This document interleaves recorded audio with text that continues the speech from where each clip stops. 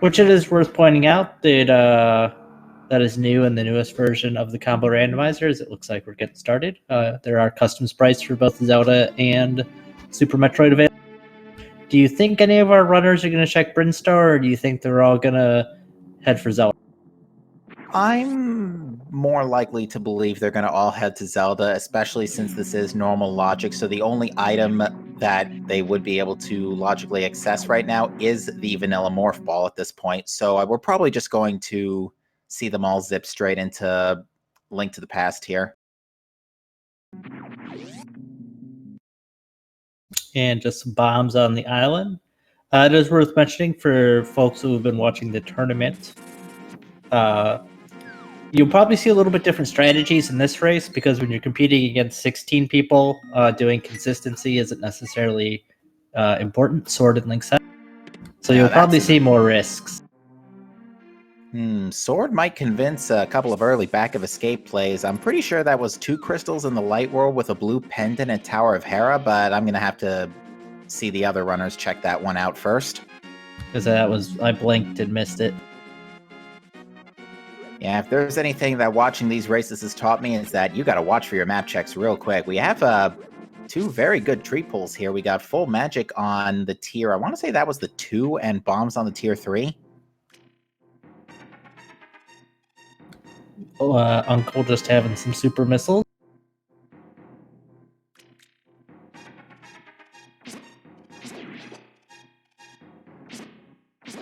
Bush Crab just has small magic that's not super useful, just some missiles in the other Uncle chest.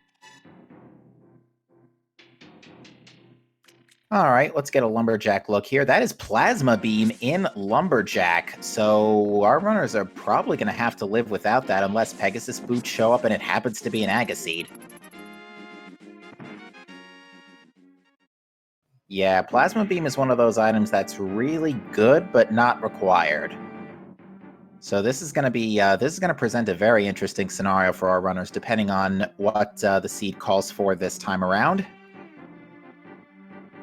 And take a look at this. We've got 3 of our runners going straight into Hyrule Castle, with Zeruvian in the meantime continuing through the traditional Sanctuary to Kakariko checks. And there's the flippers in the first chest of Castle Dungeon. Yeah, that's a pretty good find too, because that is... Oh, but Zeruvian finding the Morph Ball in the Thieves' Hideout. So that's an early orb, so at least we don't have a, hour-long Morph Ball hunt like we did last night. Yep, depending what else they find, that might open up a lot of Super Metroid. We'll see right now just having... I don't think they've even found any power bombs, so it doesn't really do a whole lot for us. Yeah, I don't think so. Now, we should point out that for Hyrule Castle, the 2 checks after the flippers are technically out of logic until we find the small key, because Hyrule Castle's key logic is a little weird. The logic always assumes you'll use your keys in the worst possible way. There's a wave beam in the well, so that's a nice find.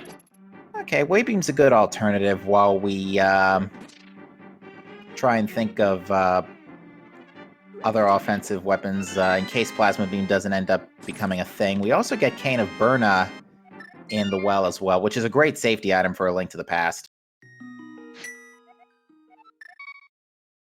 And chat's saying there was a power bomb tank in the Sanctuary, and it looks like Ace Zero's getting that now. Bressingham, meanwhile, I'm not sure if he saved and quit to Sanctuary. Maniacal, meanwhile, we're going to see a sequence break into Dark Cross. Yeah, I'm still trying to rack my brain to figure out a situation where getting plasma is worth the time commitment. Yeah, the only one I could think of is nothing particularly remarkable in Blind's Hut, by the way, yet. The only real circumstance I could think of is if, again, it's an Agaseed already, like because of necessary Dark World access, and Pegasus Boots just happen to show up. Because you have to do Aga, so you'll have at least Lumberjack access, and by that point you'll have Boots.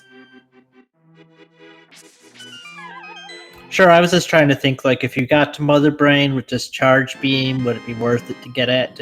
And I suppose you almost always you're going to have enough missiles. So Soski in chat saying there isn't one. So Fair I think enough. that's probably right. I think the other thing would be another circumstance would be, do we get the microwave tools? Do we get charge and X-ray before, on top of all the circumstances I listed earlier? Because if that ends up being the case, because plasma, the microwave pre the majority of Super Metroid is quite the difference maker. I don't know if I guess it saves. I don't know how much time the microwave beam actually saves at the end of the day. Like, I feel like it's really fun to do. There's morph ball bombs in mini. Ooh, that's a pretty big one, because that is a can fly item, which does open up quite a number of checks in Super Metroid. I did not see what Maniacal picked up in Dark Cross, unfortunately, but he is checking back of escape. Dark Cross had the key, which leads to the Moon Pearl. So that Moon Pearl is either lamp locked or glove locked. Interesting.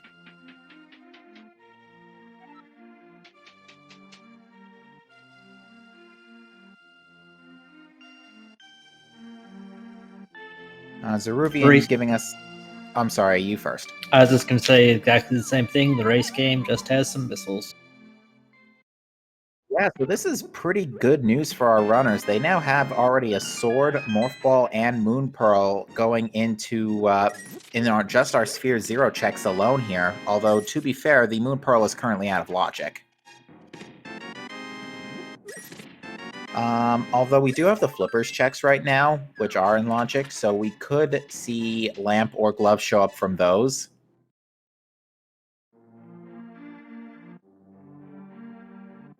Yep, which it looks like Bressingham is going to make at least some of the flipper checks. Obviously can't do Zora since he's only got 40. Yeah, this is a uncharacteristically slow start on the rupees, given how much we have seen at this point. Even Back of Escape didn't have much in terms of extra economy. So, yeah, a bit of a weird circumstance where I don't think we've even seen the bottle vendor item. And that's a tricky one, because if you can't get it when you're in Kakariko the first time, it's easy to forget you didn't.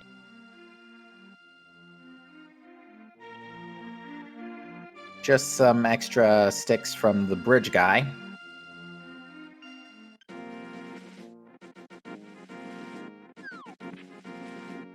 Is Zero going to give us a library check, which I'm sure Zaro checked, but I missed it. Just a red rupee.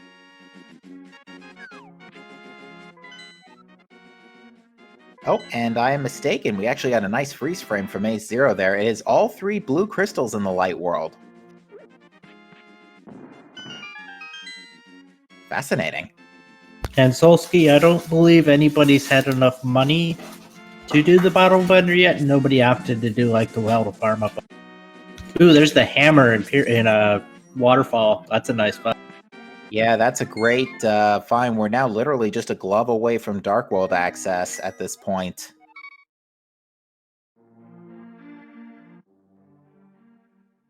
We'd like to take a quick minute to welcome in the folks from Speed Gaming 2, as you have joined us at the first 10 minutes of this normal logic Super Metroid Link to the Past combo randomizer Monday nightly community race.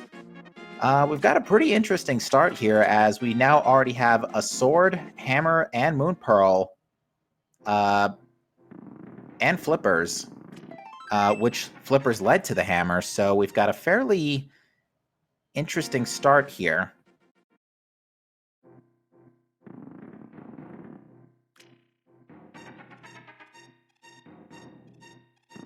Yeah, for those who like to kind of figure out what the seed is telling them, I have no idea what the seed is telling you to do with this item. Well, right now, there now have been at least 2 Powerbomb packs spotted after that one on Zorledge, so Bressingham is in a good position to, well, actually, Bressingham still needs to do the Lost Woods sweep, also Heart Container on the Bottle Vendor.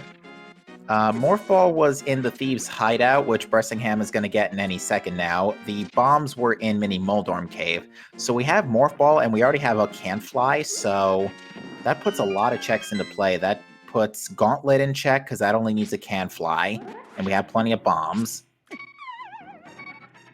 Oh, A0 just took a KO and Mini Moldorm gave. Ouch, that's a bummer.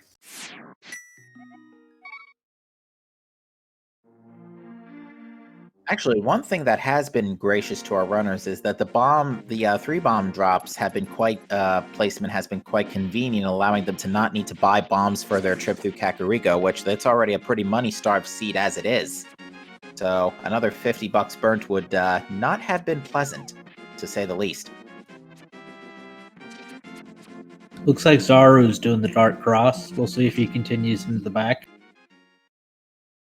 It would definitely do him a lot of favors to do so, since we do know that does lead to his Moon Pearl. It seems that the Mini Moldorms and I think the Green Guards are dropping 8 bombs in their prize pool. 4 bombs from that Mini Moldorm, so yeah, if you need to reload on bombs tonight, just kill a bunch of Mini Moldorms.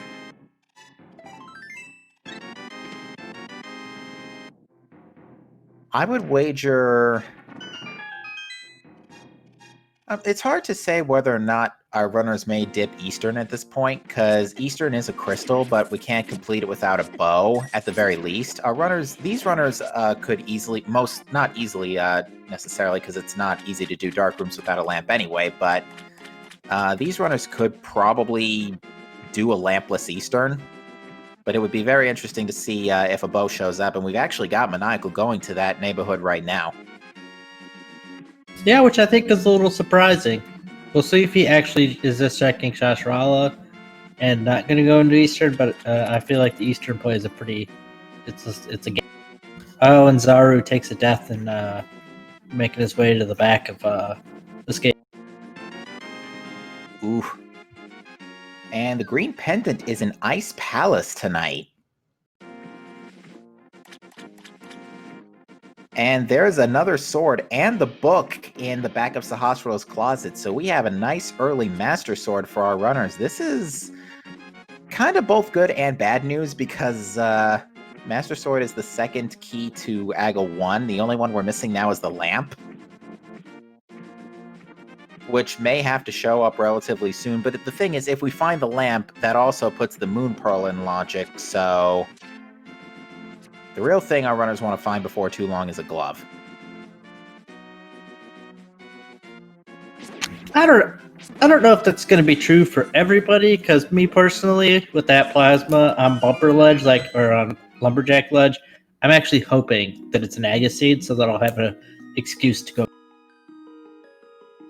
Yeah, and again, I think it comes down to if all the other blueprints for getting that for plasma beam to be fully effective are in place. Like, again, if we have the microwave equipment, if we find charge and X-ray, if we already have boots, and we've determined that it's definitely an Agaseed. But at this point, I'm still not leaning towards Aga, just because of how much we can check now, especially in Super Metroid. Yeah, a lot of Super Metroid is opened up, so it's way too early to make an Aga play. Unless you really want to roll the dice. And do it with 4 hearts, green mail, and no lamp.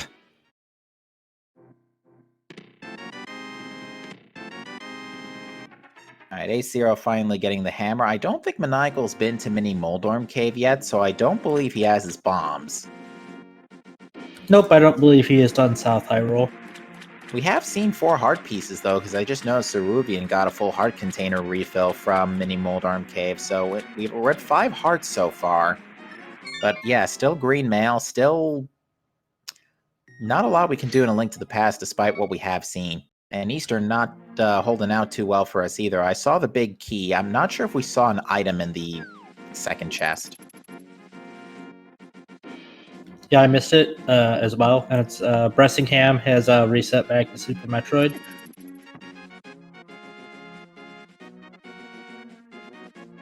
There's a compass in the big chest in Eastern. Yeah, now logically this is the end of the Eastern dive, but Maniacal is going to sequence break here to get the item in the vanilla big key chest at the very least. But Bressingham is going to bomb jump all the way up to Criteria Power Bombs here. Pretty sound call for your first Super Metroid check, especially since you can get to it. This is the only chance you're really going to get. And you don't have Speed Booster, so you can't just yeet all the way over to Gauntlet easily. Well, you can also just reset too if you feel like it. Yeah, I think Bressingham's taken the money here because, again, this has been a very money-starved seed. I don't think Bressingham checked the bottle vendor either, so he knows he needs a lot of cash. That's a sad statement on a seed when people are picking up big 20s. Even worse if they're picking up the 5 or the 1s. Those are some really nice wall jumps Bressingham just showed off. Looks like Ace Zero is going to make his Criteria Power Bombs. Well, Bressingham was the only one who checked bottle vendor. Oh, that's right, because he had 5 hearts. Never mind. And this, lads and ladies, is why Mind of Me is the amazing tracker that she is.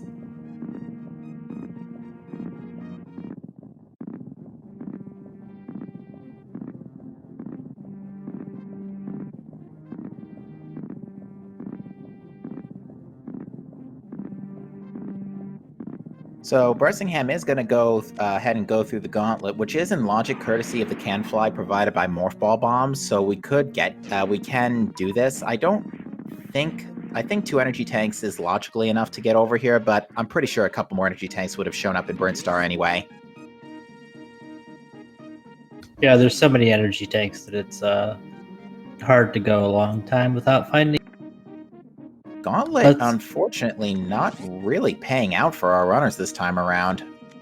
That's just what I was going to say. Was the Gauntlet's a bit of a lame result. Terminator singing a different tune though. Finally, our first 300 rupee drop of the evening. That is another sword on the moat. A0 gonna waste no time grabbing that.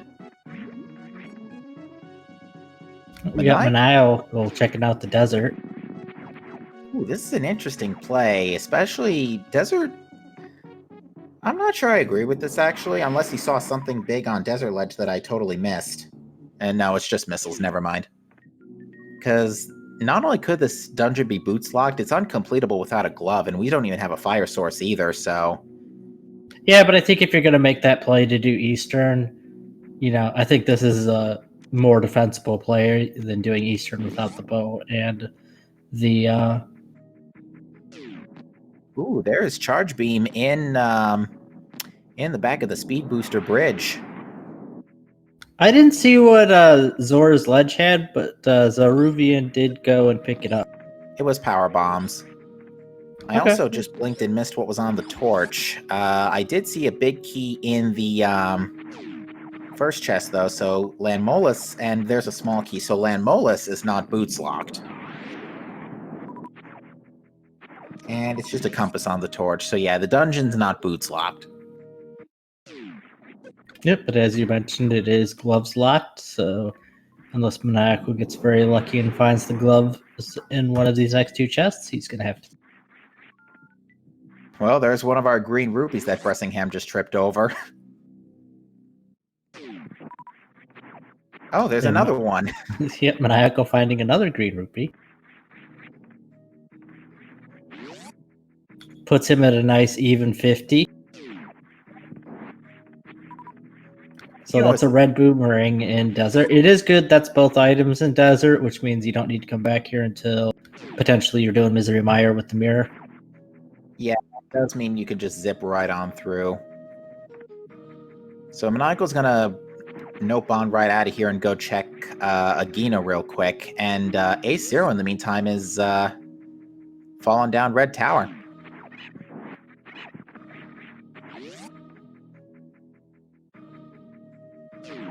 Just some super missiles at Edagoon.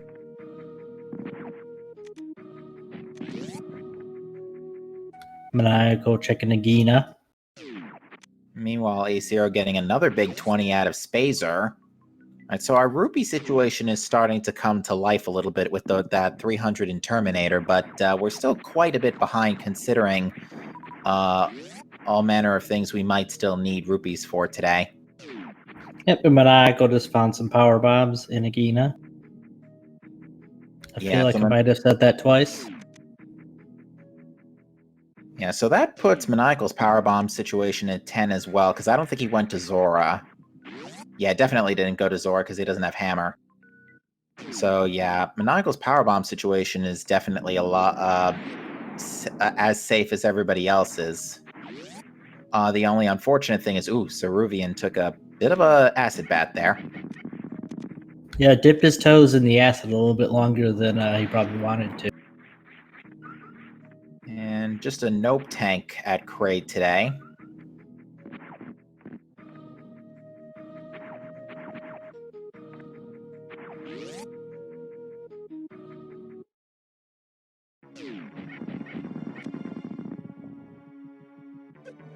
And Bressingham showing us Spore Spawn just has more power bomb. Puts Bressingham up to 15, which is kind of the optimal minimum. Ooh, and Ceruvian took a KO before getting to the back of Gauntlet. Not the biggest deal since we know back of Gauntlet is trash anyway. Yeah, and he can check that without going too far out of his way. So the fact that it's nothing doesn't really. We're going to get to see some DLC here from Ace Zero as Kraid is deciding to stand up.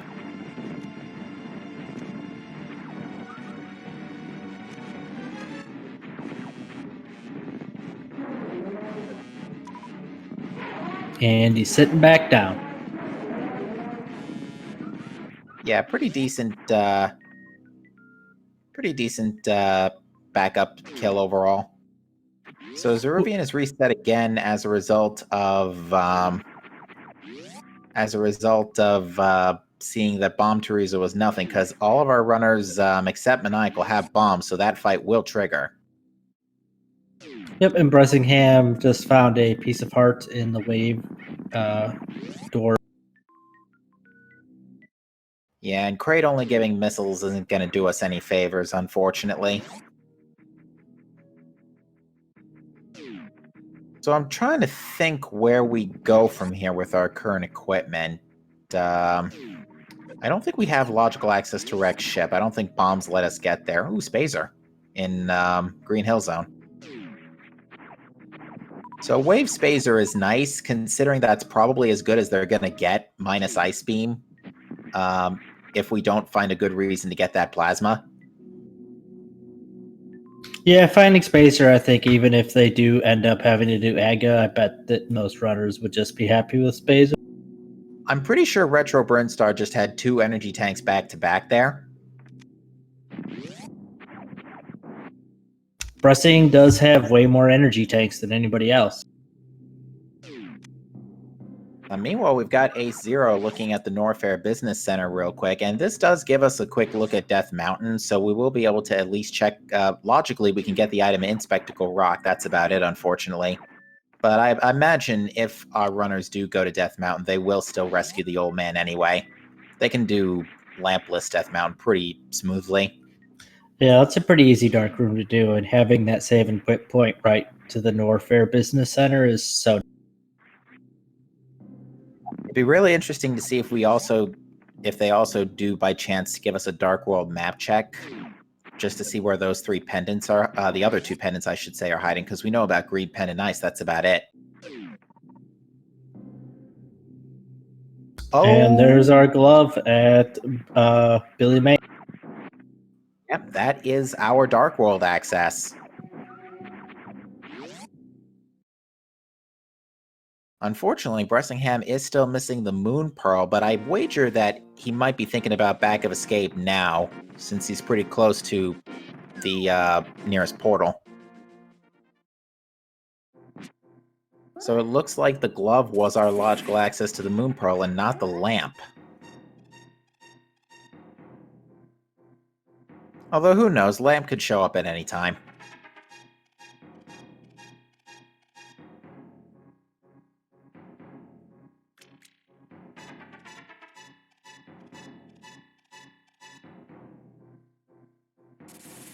And yeah, Minami points out Lamp could very easily have been on Zora. Money is not taken into account when placing items for the logic, so for all we know, Could have been Zora or Zora or someplace else that has the lamp.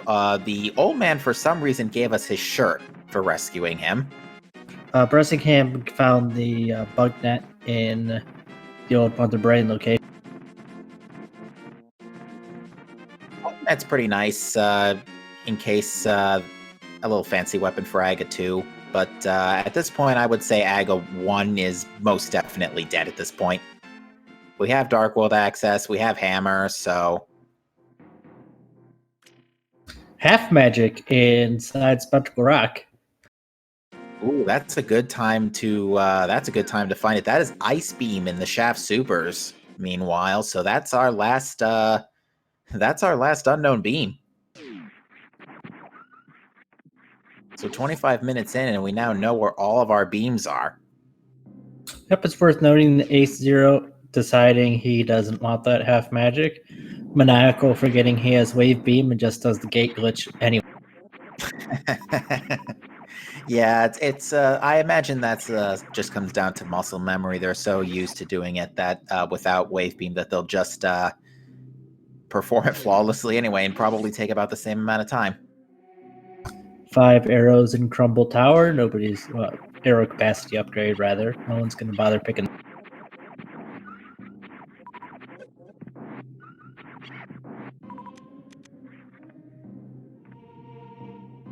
So with our current equipment, we now have full clear access of Thieves Town. We can check the majority, everything but the back of Skull Woods. Interesting. Ace Zero's doing a one-way trip here to Ice Beam. Yeah, this is gonna be tight with almost no energy left in the tank. Oh, and it's Grapple Beam. Well, that does at least give you some hints on where Varia can't be. Yeah, at least it can't be in Meridia, assuming that there's something important on Shack Tool.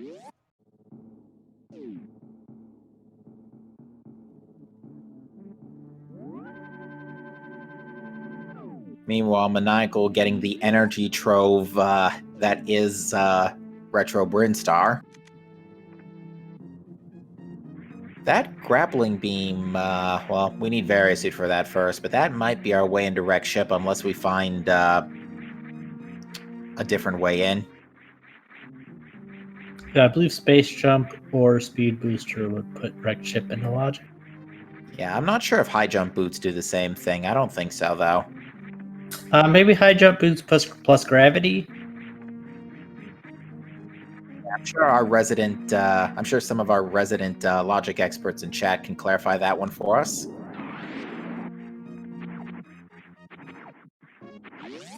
And it is worth noting for anybody that is just joining us, this is an easy. This is a normal mode seed, which is decidedly not easy, but it also is decidedly not hard. I don't know. The seed's been pretty nice to our runners so far tonight. I mean, granted, there's 3 Dark World pendants, and we could still have to dip all 3 of them for items we need, but who knows? Yeah, I think it's far too early to... Maniacal, what are you doing? He is skipping Billy Mays? No, he got it, Billy Mays already. Oh, okay, I think he did, at least. I'm looking on the playback, and I'm seeing him walk back across the invisible bridge, so I think he got his glove? Okay. Yeah, if he was in the invisible bridge, he would definitely have the glove. I was going to say, that's a really interesting choice. Yeah. That would have definitely raised a few eyebrows on my neck of the woods.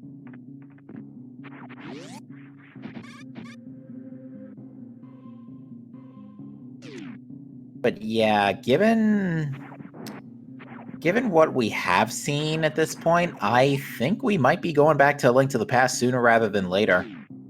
Because, yeah, we really can't do much else in Super Metroid, especially since we've seen Red Tower, we've seen Brinstar at this point, we've seen the Business Center. So yeah, I think this is actually not going to be a Super Metroid followed by Link to the Past Randomizer for a change.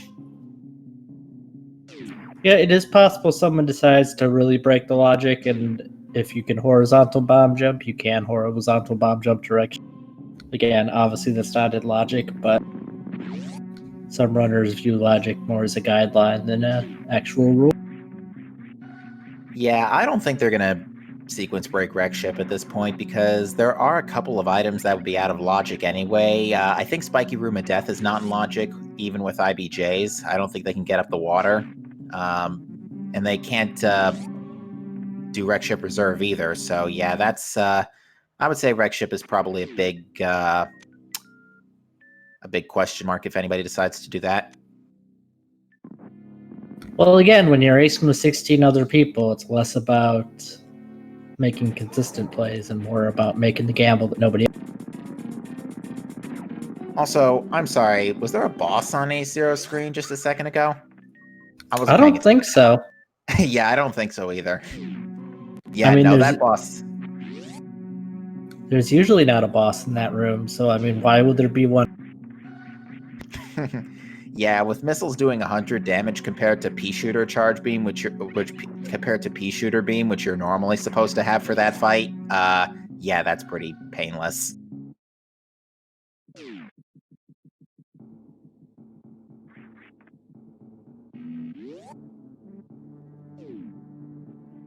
I'm very confused by both Maniacal and A0. Not like they're in the ship, but the ship isn't centered on their. They might have just pressed down on a specific frame or something like that, while the camera was still scrolled over to the side, or whatever the button to enter the ship is. Maniacal sees that sword now, so yeah, Maniacal's gonna get that, no doubt. All of our runners, well, most of them at least, going to be on Tempered Sword 30 minutes in. That's going to make their Link to the Past traversals pretty painless. Yep, especially with that blue mail. Blue mail, Tempered Sword, 5 hearts. You're feeling pretty good. Yeah, and in the event you have to do Silverless again, and Tempered Sword Silverless is way better than Master Sword Silverless. Bressingham is showing us more of Kraid's. Yeah, we got 2 out of 4 for DLC tonight, so...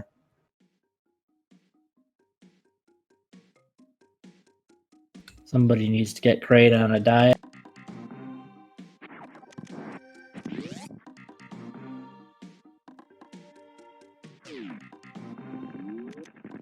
It's funny to me how Kraid is like so tiny in the original Metroid, and then he's this giant thing in Super Metroid. Yeah, they would fix that for Zero Mission, though, to be fair. Oh, is he bigger in Zero Mission? He's his Super Metroid size in Zero Mission, yeah. Okay, I've never actually played Zero Mission. He can dance if he wants to. He can leave our friends behind. Alright, meanwhile, Zeruvian going to do the logical back of escape play and be rewarded very appropriately with our being the first runner with proper Dark World access. Yep, be curious to see where he what he decides to do. He's got so many options available. I think he needed a second to contemplate that too, because he took a second before the save and quit.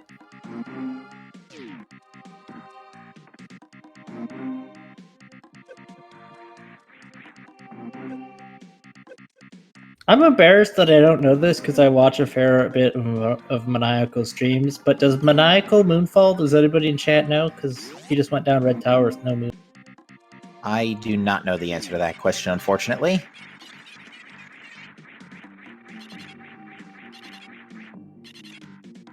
Okay, I mean, I kind of figured he moonfalled given his level, but well, he didn't. So let's see how things go. It looks like Zeruvian's first port of call is still to rescue the old man and check Death Mountain, so he's going to see that half magic and get that blue mail.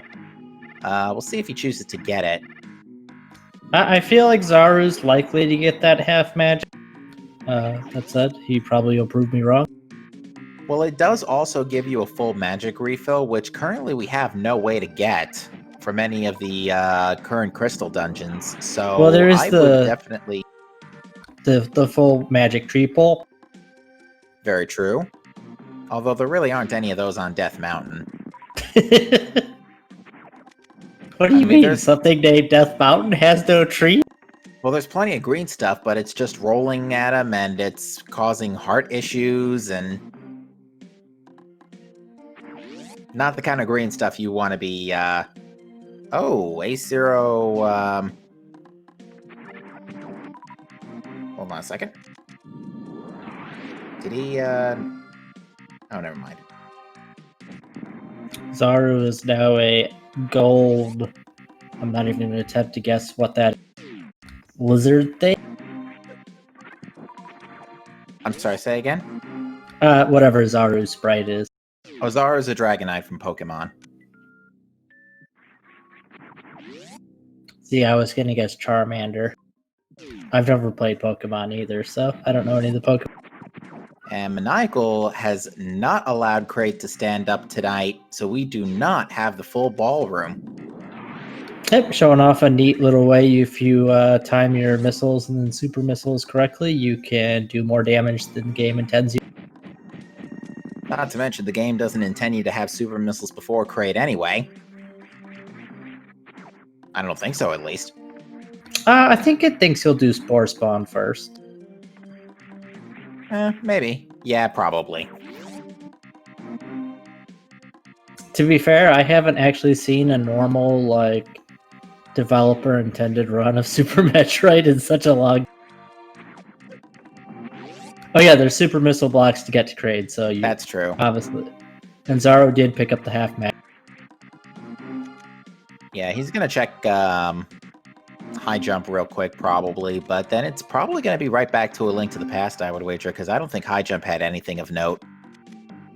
And Croc Escape was only a reserve tank, so that's not gonna incentivize him to think about Croc anytime soon.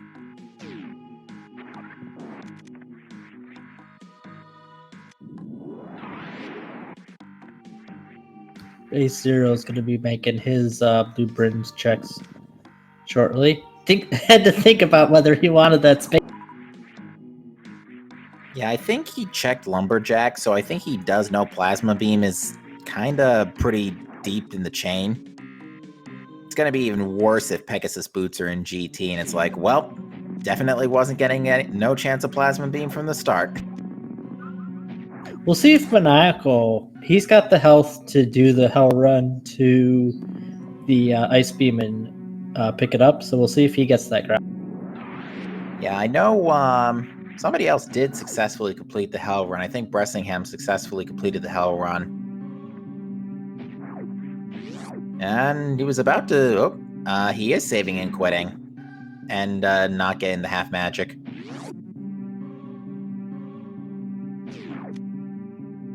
And I think Bressingham's next pit stop is going to be back of Escape as well at this point.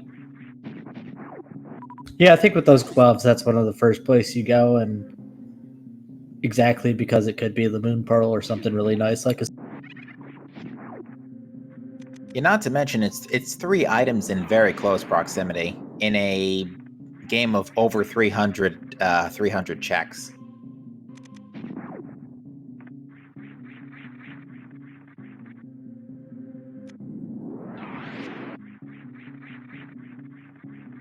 See where Zaru's heading. To Kraid, obviously. I was looking at Maniacal stream and said Zaru for some reason. See where Maniacal... Yeah, Maniacal is actually still missing out on the hammer. He hasn't been to Waterfall Fair. He's probably been trying to wait to route it in with Zora to see if a few more cash cows would drop. Luckily, they have, because we have 300s at Terminator and Pink Brand. We have our Dark World map check. Our other 2 pendants are Swamp Palace and Misery Mire with our 5-6 crystals in Skullwoods and Turtle Rock. So that means that we will need the Ice Rod, which of course can be anywhere except for on Trinex or Ganon. Pretty much. Yeah, we actually still have a pretty sizable shopping list for this seed. We may end up not needing Mirror, though.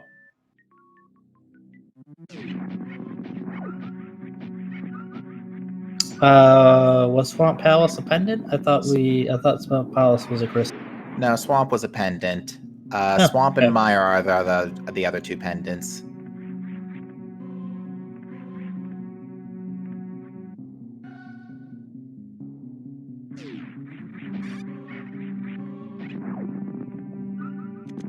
Hype Cave giving us energy tank and 2 bottles.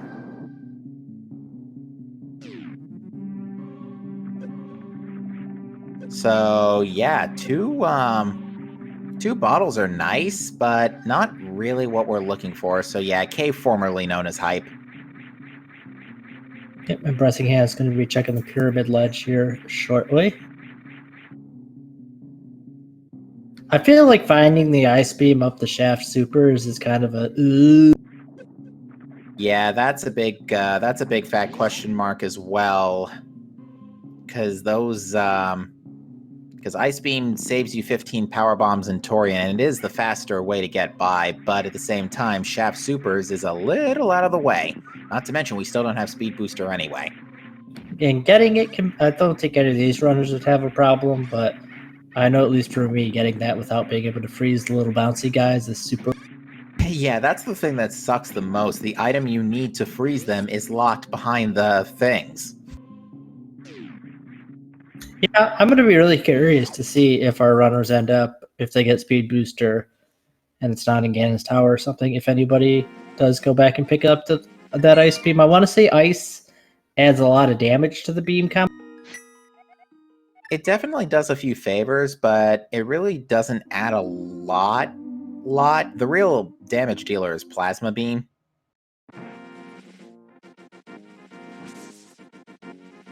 But ice still, as mentioned before, does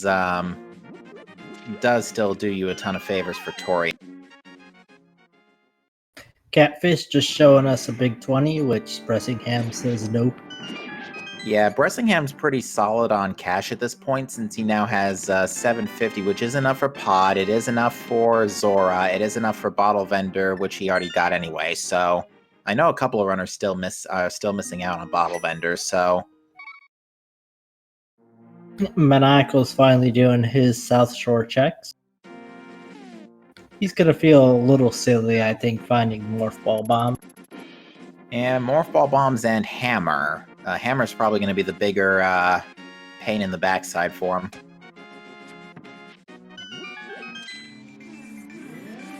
And it looks like on the subject of Sick Kid and Bottle Vendor, that is exactly where Bressingham is going right now.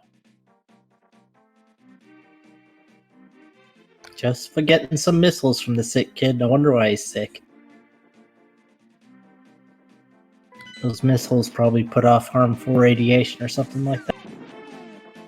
I mean, I don't know if what the story is with Chozo technology in hazardous environments, unfortunately.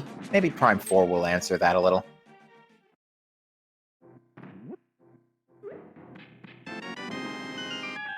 So with Go ahead. So with our current equipment right now, we still don't have much more than was discussed earlier. We could still full clear Thieves Town. We could still do the front of Skull Woods. We can't really do... Well, Pod we might be able to do a little bit, depending on if it's bow locked, but yeah, I feel like this Skull Woods Thieves Town play is probably the way to go at this point. Yeah, you can do a good number of checks with Skull Woods, Thieves Town, Village of Outcasts, Race Stumpy. Yeah, best case scenario, Fire Rod just so happens to be French vanilla or full vanilla, and we can just full clear the dungeon now. It is also worth noting that if somebody goes and buys a potion with one of those bottles, they can potion glitch to get around the bow lock in the front of... Very true, and they could also get a quick refill of a green potion from the Waterfall Fairy. All fairy refills in version 11 of the Logic are guaranteed green potions, and all bottles will be empty upon pickup. A bit of a departure from the conventional Link to the Past randomizer behavior. And Brestingham's heading straight to the back of Skull Woods. Alright, Maniacal is doing those flippers checks, so he's going to be our last runner to get Dark World access. We did find one item in Skull Woods already, and it's just a 50 rupee, so things not looking too good for this Skull Woods play so far. Never mind! I was going to say, would you like to amend your statement? So that, while Pegasus boots don't really hard gate anything at the moment, we know that they're not required for desert. That is still really good to find. The earlier you find boots, the better under all circumstances, pretty much.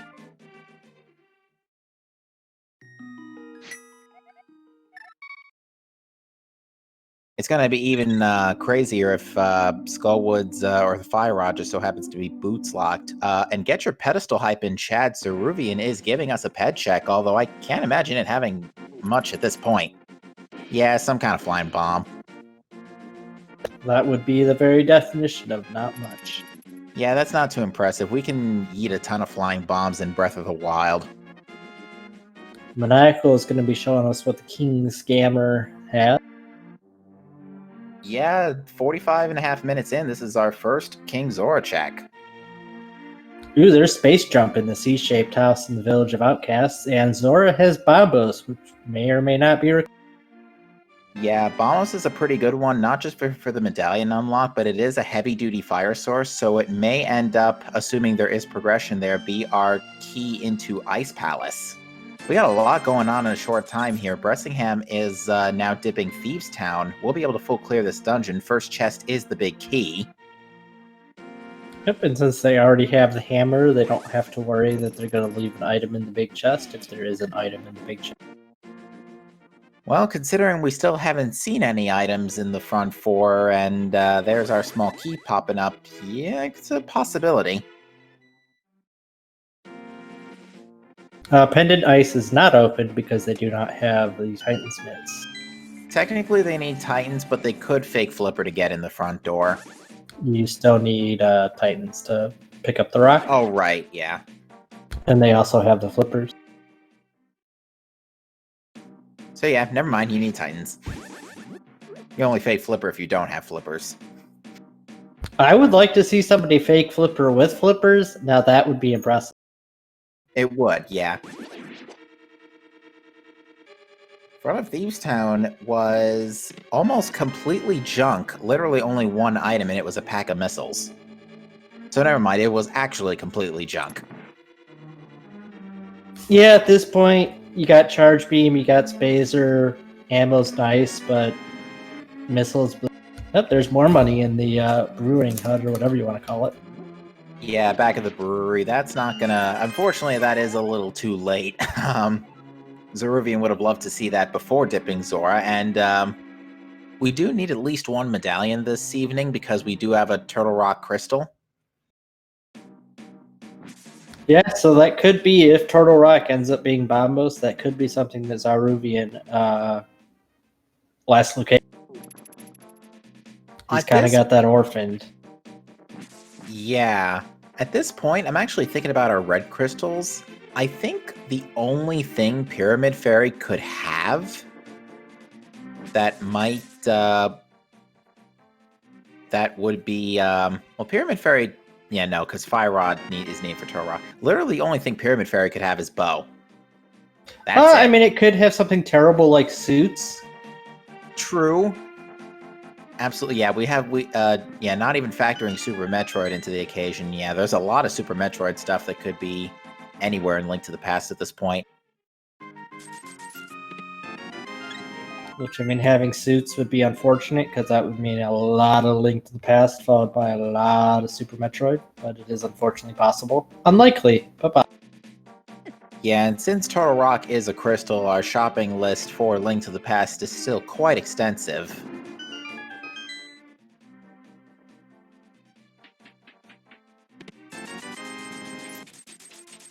Depending on the circumstances, we may see our runners hover GT if they end up not finding Hookshot within a reasonable hour. Because, yeah, I don't think Hookshot is required for any of our crystals today. Oh, apparently A0 dipped out of Skull Woods early and didn't pick up those Pegasus boots. That's unfortunate. I can understand that. Going to the back is a lot of work for one item. Especially since it is a crystal, you'll need to come back there eventually. Yeah, really the hope for that in Ace Zero's case is if Fire Rod shows up relatively soon.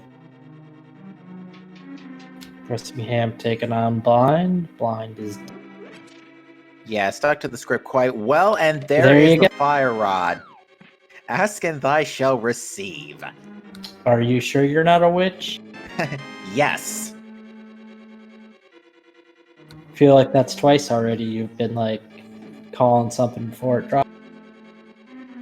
Well, to be fair, I did not call Boots specifically in Skullwoods. At least I don't think I did. No, you said it was probably going to be nothing, and then it was the boots. Yeah. I think you were just trying to hide your witchiness personally.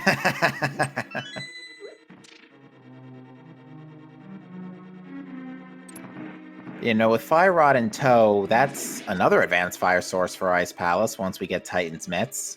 More importantly, it is the red crystal of Skullwoods.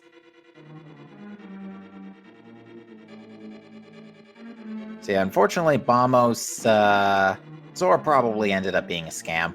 Literally, the only saving grace is if Turtle Rock is required, or if Myers required and it needs Bamos to get in, but we're miles away from that bridge. We don't have Lower North Air access or Meyer access anyway. I was holding my breath there because I would have laughed if Lower North access popped out of the dig game, but nope, 4 digs for 3 bombs.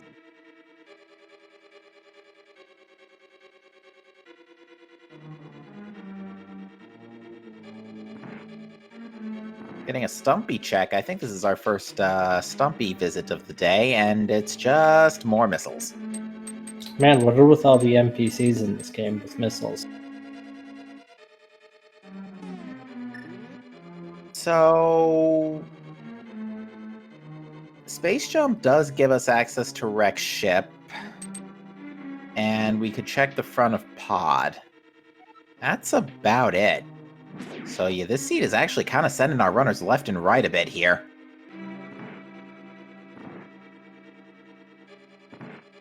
But it does look like Bressingham's going to take that space jump and go straight to Rex ship.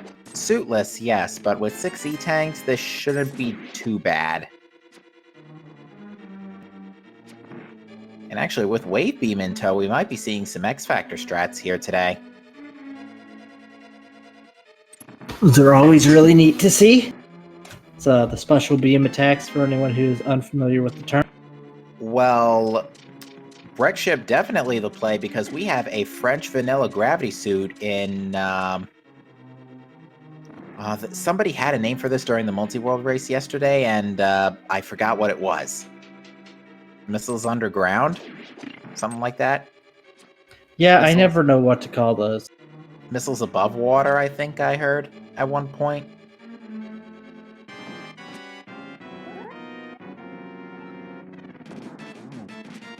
Trap Supers, Trap Supers. That's a good one. I'm gonna try to remember Trap Supers all like that. But yeah, with Gravity Suit and Grapple Beam, that does put a few Meridia checks into play here as well.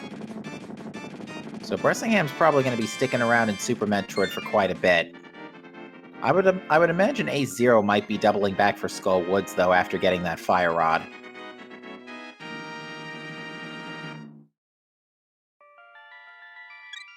Yeah, and I mean, that's Maniacal is kind of in that same boat there, too, where I kind of hope both these runners decide to go do that Skullwoods. Mothliel with, what do they have? 6 hearts, Blue Mail, Tempered Sword. That's not too... And Fire Rod, obviously. That's not too bad for a Mothliel. In some cases, some of them half magic. Bressingham and Ace both passed up on it. But even still, I think with the caliber of these runners, they shouldn't have too much trouble with Mothula. But then again, Mothula is one of those fights that can just go south fast, real fast. Oop, and Ace Zero is gonna. I mean, he's making the right play. The item could be on Mothula. Unfortunately, we know it's not. Nope. Especially without the red cane, that check is just a pain to do.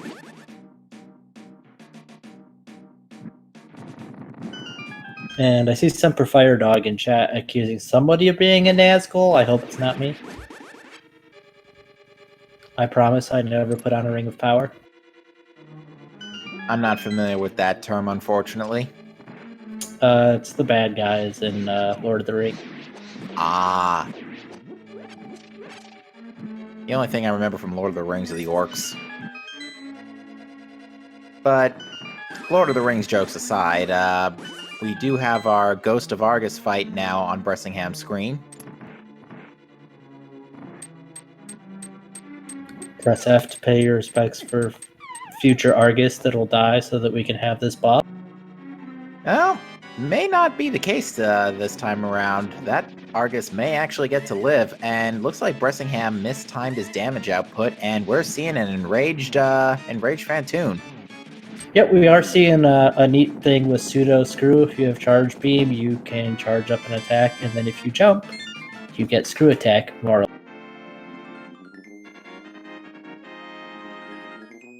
Yeah, Bressingham was a couple missiles short, unfortunately, and yeah, he's not too happy about having to deal with that either. A0 took out Mothula. Bressingham, you cannot electrocute him. This is not Dragon. And Zeruvian, I think, took a Death Warp in Skull Woods to nope out, or to get to the door faster. I think they both will full clear the dungeon at this point, so they both will eventually get those Pegasus boots. Oh, I think definitely. I don't think you come here and get the crystal and leave without getting both items. But yeah, at this point, I think it's a pretty safe bet we won't be seeing microwave strats today. That plasma beam is going to be pretty much left in Lumberjack. It's not an Agaseed. We have no reason to go open that up. So yeah, no plasma beam today.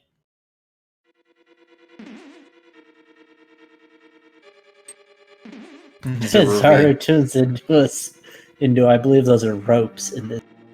No, that's actually a Dratini, which is the pre-evolved form of Dragonite. You can't convince me it wasn't a rope. No.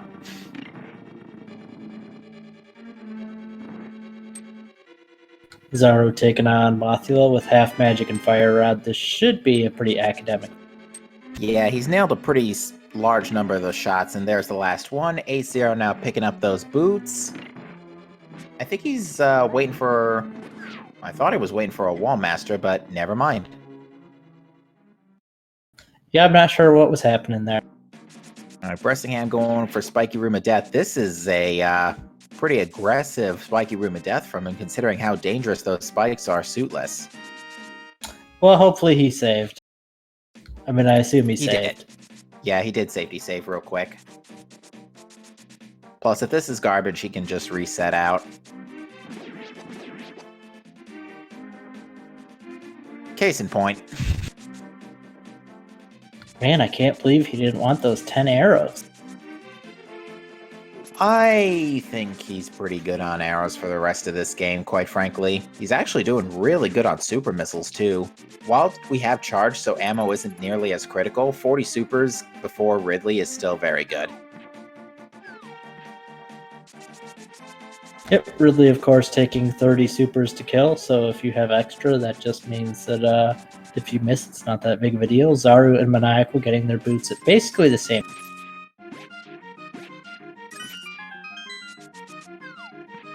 Yeah, they're both probably going to... I think Zarovian has Space Jump, but I'm not sure.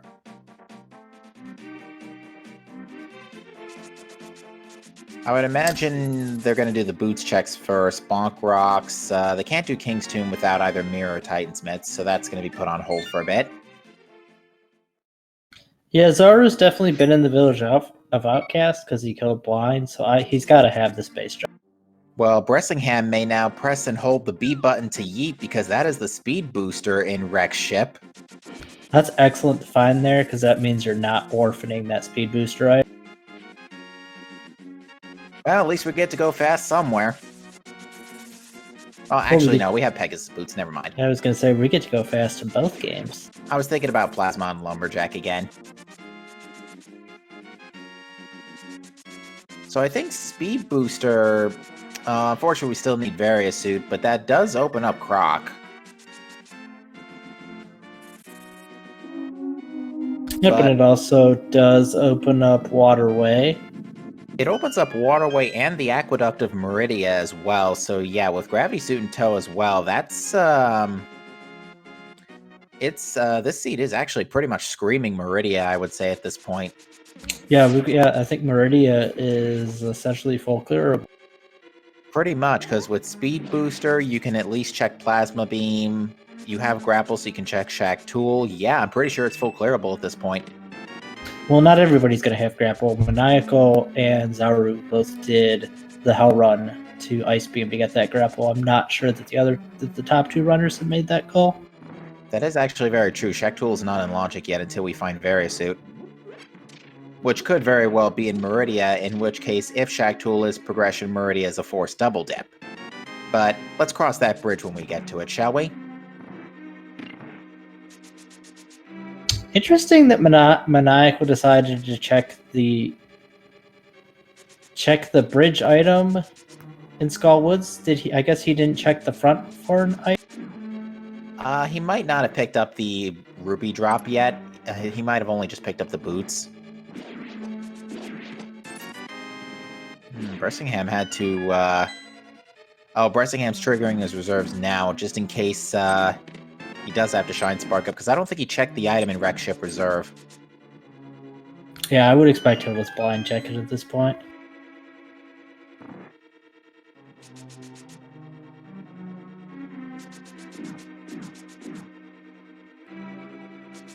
And it's an energy refill, which is nice, but not what we're looking for.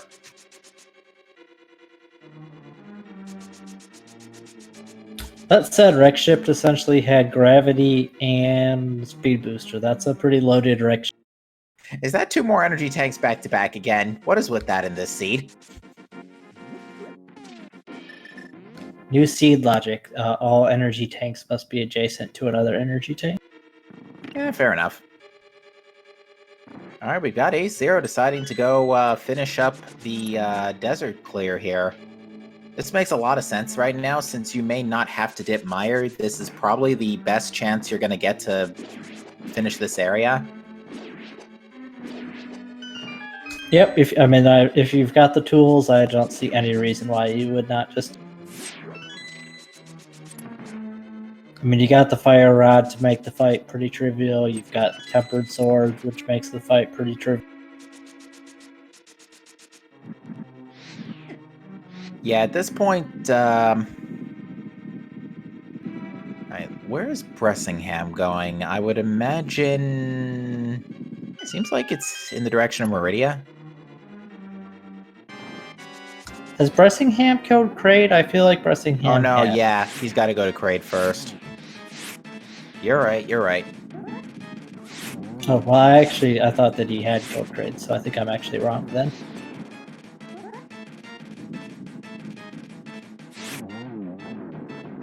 Welcome those folks from Speed Gaming Portuguese who are joining us. Welcome to a Super Metroid Link to the Past combo randomizer community race. We have 2 races a week, one at 3 p.m. Eastern on Sunday, and this one at 9 p.m. Eastern on Mondays. They alternate between hard and normal logic, so next week the Monday race will be a hard logic race. Yeah, I'm trying to remember. I know we've seen three Kraid kills. So I think, yeah, Bressingham has not done Kraid yet.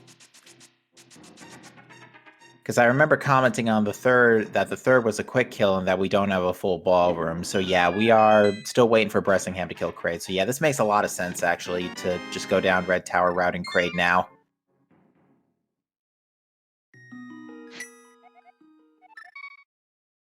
Alright, so Maniacal, where is he going to head? He's going to do the Bonk Rocks, and we'll see where he decides to go.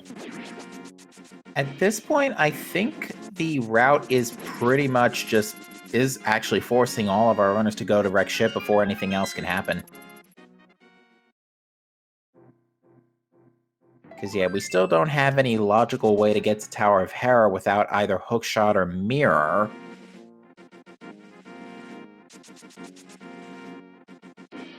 Yeah, that said, with Maniacal, he's going to go into Business Center. Oh, nope, okay. I'm not sure where Maniacal's going. Bressingham just head bonking into the ice rod there in Main Street. It looks like Maniacal is going to do Spike Cave. Fair enough. This is doable with Cane of Burn and Half Magic. Easily.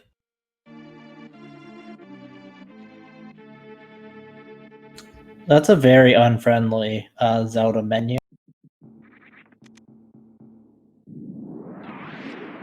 Yeah, with Bressingham finding Ice Rod in Meridia, so that trip to wreck ship was required for one of the Turtle Rock keys, so this is interesting. We're actually not too far away from... I say that, but we still need Titansmiths and Kane, so... And a way to East Death Mountain, for that matter, so... And a bow. Bow we don't need for Turtle Rock, so... I'm more No, talking but we about need a Turtle bow Rock for specifically. Easter. Oh, I'm sorry. Yeah, I was talking about Turtle Rock specifically. Yeah, we could still have Bow on Pyramid Fairy at this point. But yeah, I would say this Meridia play, I mean, returning to Super Metroid after Space Jump is definitely what the seed is expecting you to do at this point. I'm surprised Ace Zero didn't pick up those super missiles. It's not that far out of the way, and I feel like supers are always good. He's got 40, and I don't know if he's got Charge Beam, though. I gotta double check his menu next chance I get. Meanwhile, we did get red mail in the Meridia Beach, so a nice wet red shirt.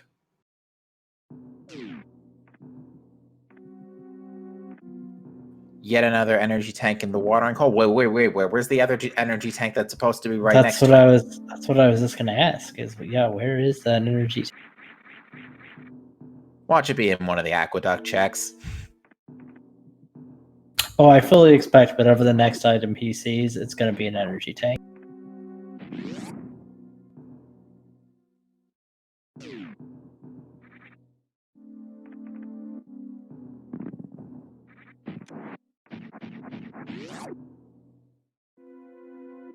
So yeah, for our logical go mode, we are still looking for Variasuit, Bow, Kane, possibly... Oh, well, there's Mirror, which is actually very bad news because that opens up Swamp. It does open up Hera too, but of worse concern, it opens up Swamp. It also puts East Death Mountain in logic, which is not True. And that is one of the most item-dense spots in A Link to the Past. Next to Swamp, ironically. And without that hook shot, I don't think you're too worried about Swamp. True.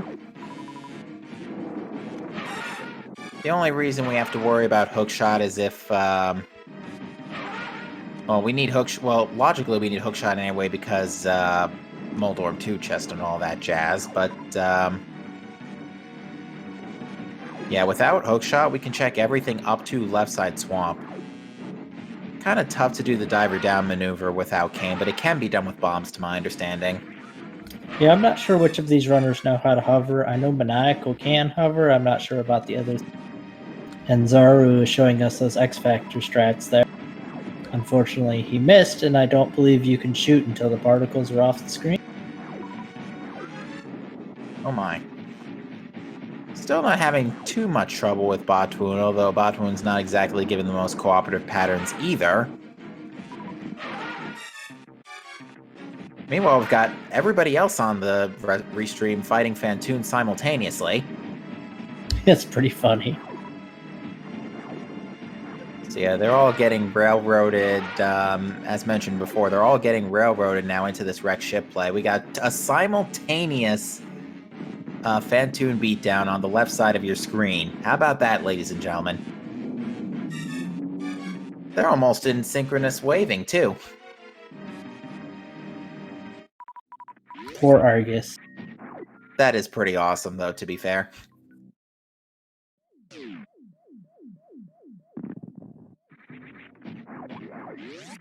But yeah, it does seem like the logic for tonight has been asking for quite a lot of back and forth, all things considering. Because your Dark World access was locked by Glove, so you had to get Morph Ball in CAC, go to Billy Mays to get Glove, which it was needed for backup escape for Moon Pearl, since Lamp is clearly nowhere to be found before Dark World at this point.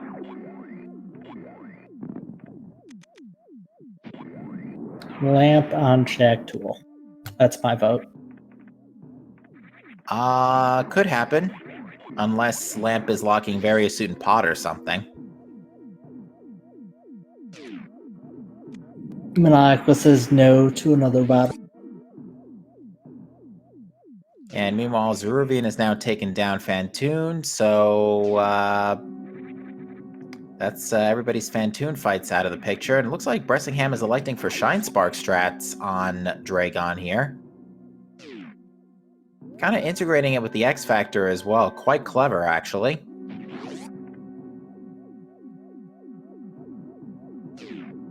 Surprised he hasn't turned back on his Spazer, because he did turn it off at one point. Probably Yeah, to that is actually, a little surprising. Actually, it's to keep X Factor, because you can't use X Factor if you have Spazer equipped. Never mind. Could Lamp be in pod, asks someone in chat. Only in the first chest and the non-dark rooms, because the combo randomizer does not work on the advanced logic for A Link to the Past that allows Fire Rod to act as a substitute fire source for certain rooms. So Lamp can still be in pod, but it can't be Fire Rod locked in pod. In that sense, it can't be in a dark room.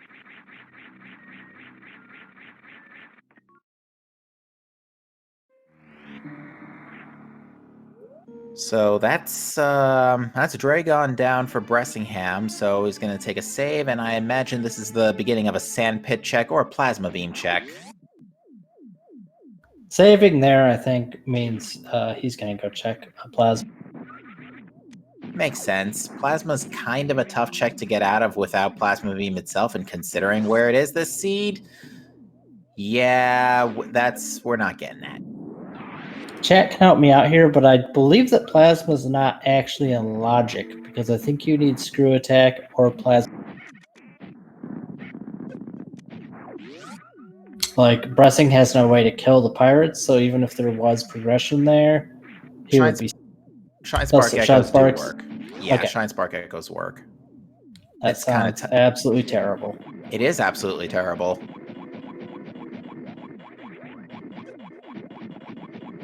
We got a near simultaneous speed booster grab here from our left side runners, and now it looks like we're going to get our Sandpit check here.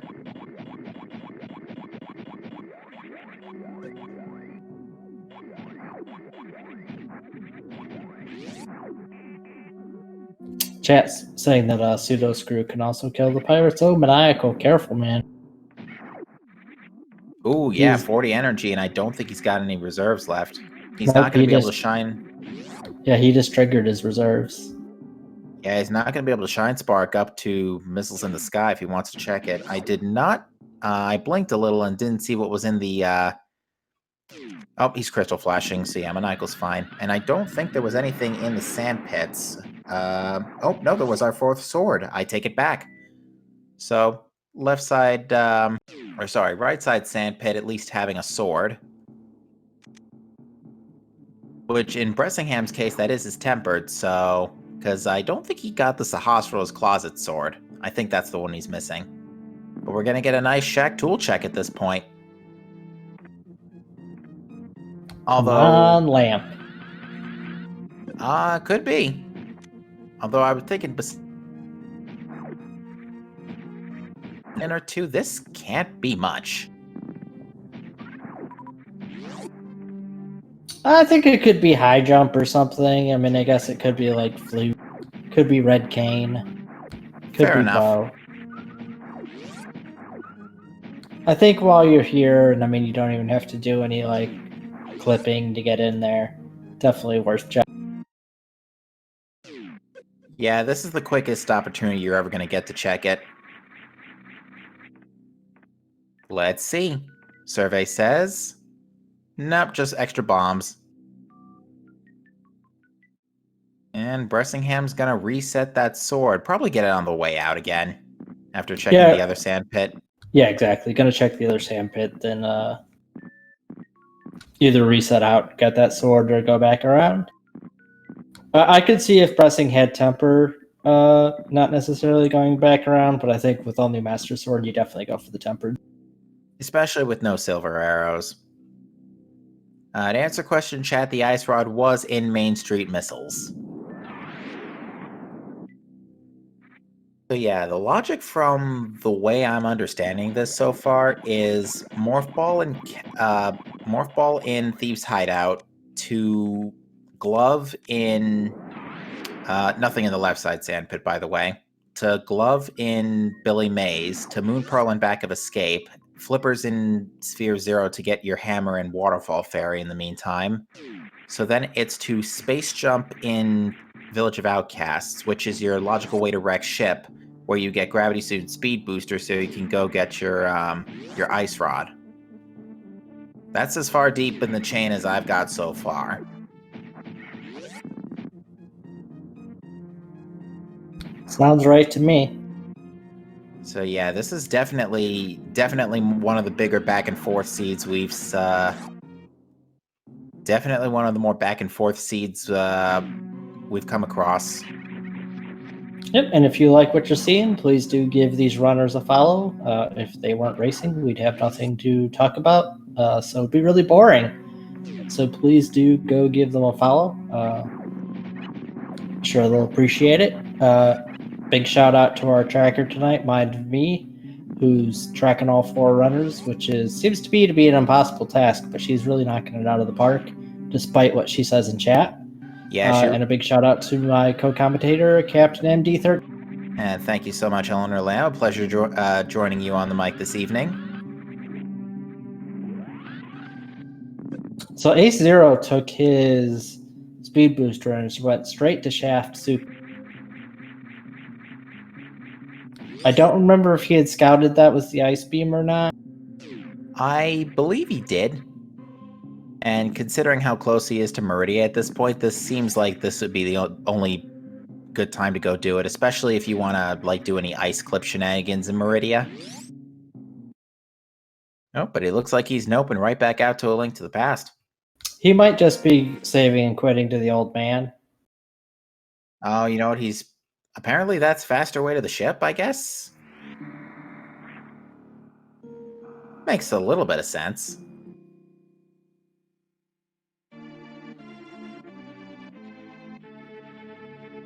Yeah, I mean, I'm not really sure why he wanted to go to the ship so bad. Maybe he changed his mind and was like, oh, I don't want to be in Zelda, but yeah, no, that was a strange play. Yeah, and actually with that mirror in tow, Bressingham is going to give us Tower of Hera. I forgot, yeah, mirror is actually pretty significant right now. Yep, we were giving us both Tower of Hera and East Death Mountain X. Yeah, and Hera is a full clearable dungeon, so this is going to be a pretty easy crystal for Bressingham, but it is fire locked. And it looks like he is going to just go to the basement and get the key. Although we don't have hookshot, so we can't really Hera pod at this point. Even then, I feel like with the big key being down here, I'm not a big fan of the Hera. Alright, Zeruvian is scouting the Shaft Supers. Does have Speed Booster, though, so I would wager it's going to take the extra time to go back and get it. Yeah, it looks like he's pumping Supers into the yellow jelly.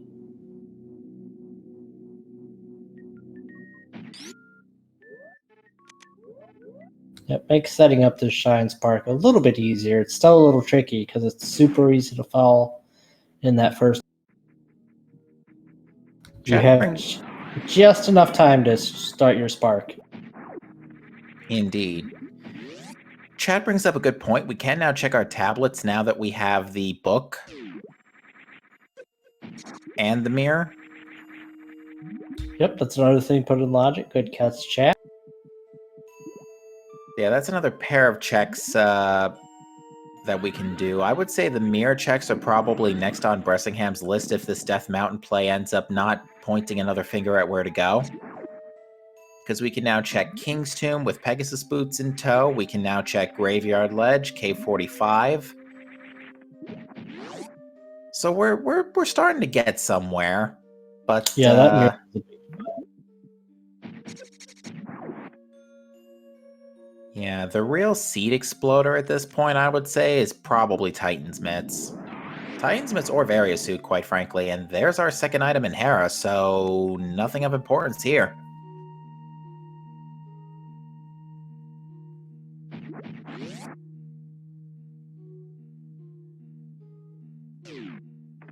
Bressingham going to be taking on the chief troll himself. Yeah, though with Tempered Sword, this should be a fairly trivial, I say fairly trivial fight, but Moldorm doesn't have the name Trolldorm for the fact that he's trivial. Yep, not- Moldorms do Moldorm things. And he's not Trivial Dorm. Unless it's Link Between Worlds and you have Gold Sword and the Super Spin attack, then he's Trivial Dorm. Nonetheless, Bressingham draws his first crystal of the... actually, no, that's got to be his second, because he's beaten Blind for the Rod. So, I believe that's Bressingham's second crystal. I don't know if he's gone back to... No, he hasn't gone back to Skullwoods for Mothula yet.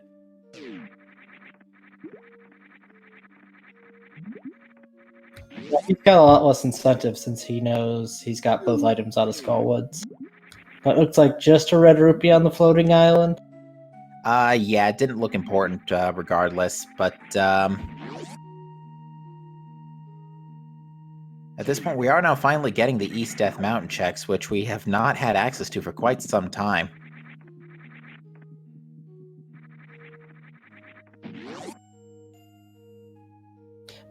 While doing his sandpit checks, I'm curious if he's gonna... I would expect him to go check Shack Tool and then reset out of this like Bressing did, but we'll be curious to see what he ends up doing.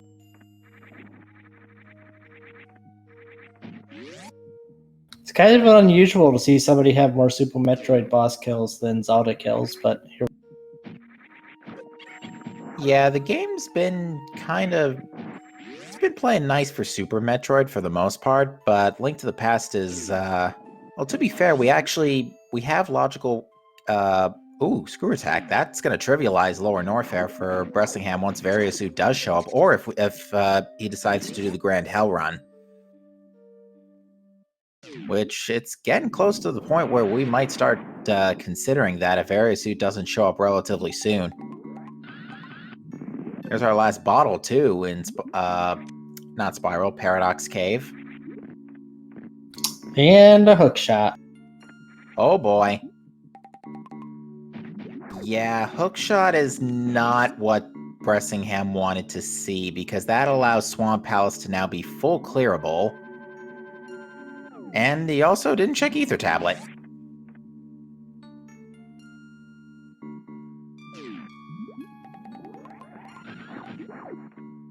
And considering our shopping list is still quite big, Swamp is looking like a possible play at this point.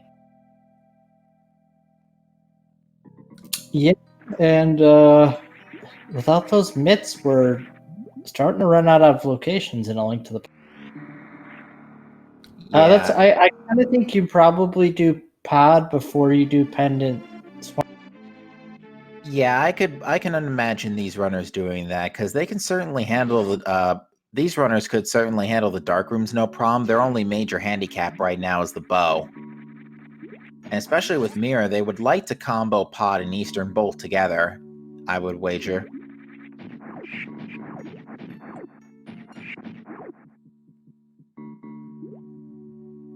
I am curious where, like, I feel like that lamp has got to turn up sooner rather than later. True, but the lamp... The funny thing is, as late as this lamp is, it hasn't hard locked anything anything on our progression chain at this point.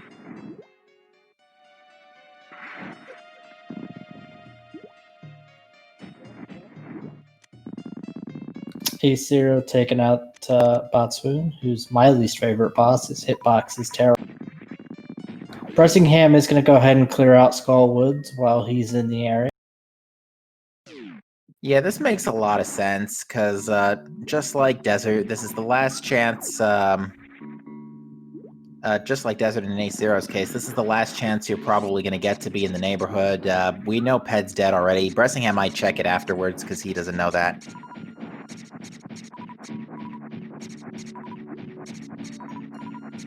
Yep, so no chat sad, no Ped, no Aga, no Shack Tool.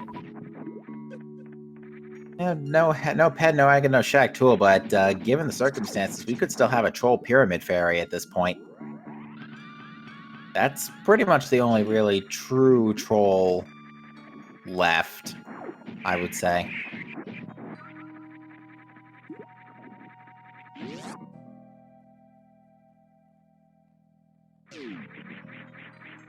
I wasn't watching, so I'm not sure what happened, but A0 killed Botswoon before Maniacal, but Maniacal ended up getting to Precious. I'm not sure either. I was looking at Bressingham and Zaro. Maniacal did Shack Tool, apparently.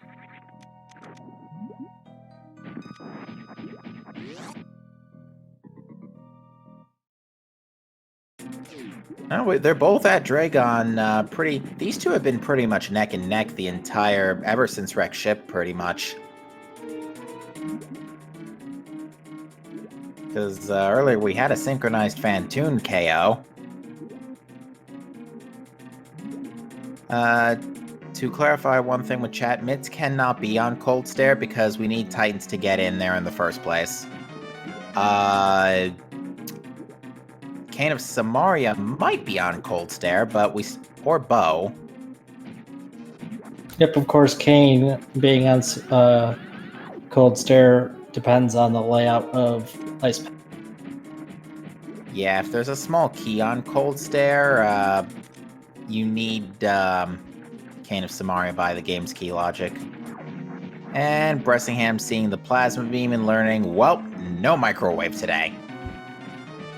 Interesting that Maniacal chose to do an ammo kill on Dragon, even though he has graphics. Yeah, a little weird. That's a question we can ask in the interview.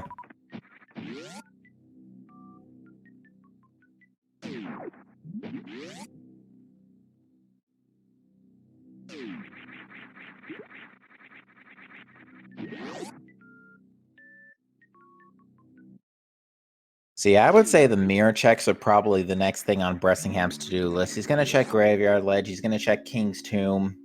Probably going to route this around and go all the way down to K45.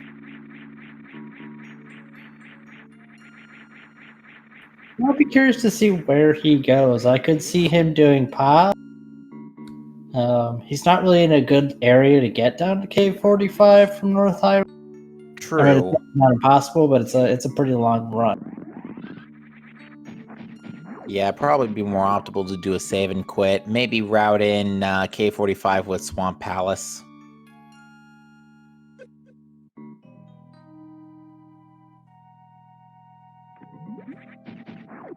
So for A Link to the Past, we still need Bo to do Eastern and Pod. We need Kane for Total Rock.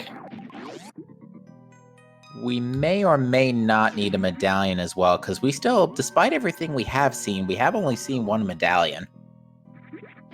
We may or may not have the one required. And there's our Varia suit in King's 2. So that was locked by the mirror, which was gravity suit locked. Yep, at least the mitts are somewhere that is available that we just haven't seen yet. Mitts could be in Pod, for example, if Pod's not bow locked. Yeah, Mitts could be in Pod. Now they could be as far down as Ridley. Because now they can be pretty much anywhere in Super Metroid. Yep, we've got all of Super Metroid available to us.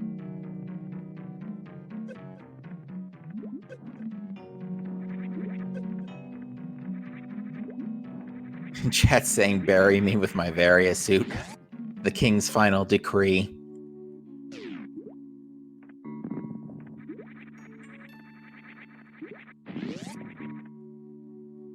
Would you prefer to be buried with Varia or Gravity? You know, I'm gonna have to get back to you on that one, because that's a good question. I mean, I feel like in the normal Super Metroid, that's easy, because Gravity is just basically Varia, but better in every way. But in the combo randomizer, Gravity doesn't protect you from heated rooms, so... Yeah, doesn't do that in Metroid Prime either, which is weird. Bressingham picks up his Bombos. TBD on whether he needs it.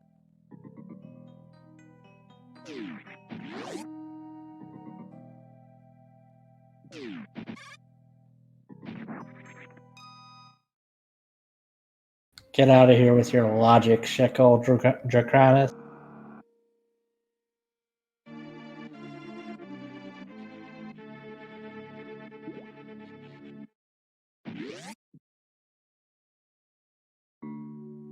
Alright, Maniacal is actually going to be our first runner of the evening to check out the Ether Tablet, so let's see what Bressingham passed up on earlier. Just a shield. First one of the night, ironically. Yeah, for most runners, probably would prefer to have skipped that. Yeah, it really depends on the circumstance. Fire Shield has a few good uses, especially in Mire and against Blind, but Mirror Shield's kind of laggy. Yep, and they've all already killed Blind, so Fire Shield, much less useful. Yeah, that ain't gonna do any favors. Although with this upcoming Heraclear, it's gonna put all of our runners, minus Zeruvian, at 3 bosses each for both games. Zeruvian is just one Super Metroid boss behind. Screw Attack was in Paradox Cave,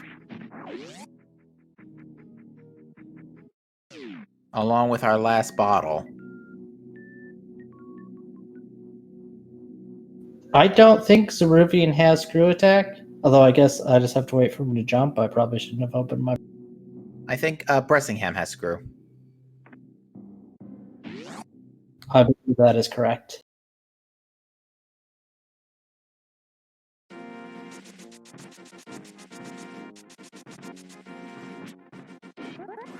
We are looking at, I believe this is our first waterway check from Zeruvian as well, now that we have Speed Booster, but it's just a big 20.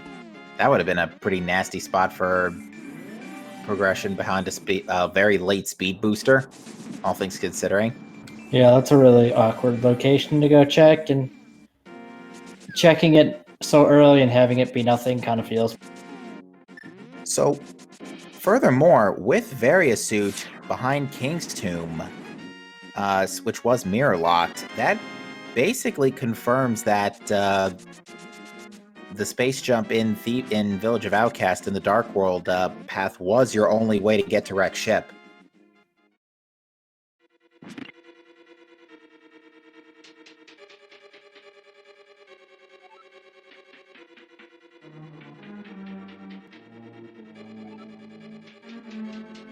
Saru having a little bit of trouble with the Spore Spawn skip, but gets it. Bressingham sees our second shield in Missiles Before Speed. Doesn't really have to worry about escaping this lava trap since Gravity Suit does protect you from it.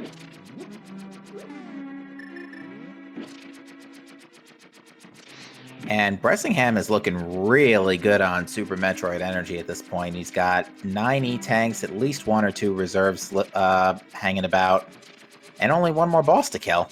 And both suits. Oh, technically 2 more bosses, since he does have to kill Mother... Fair enough.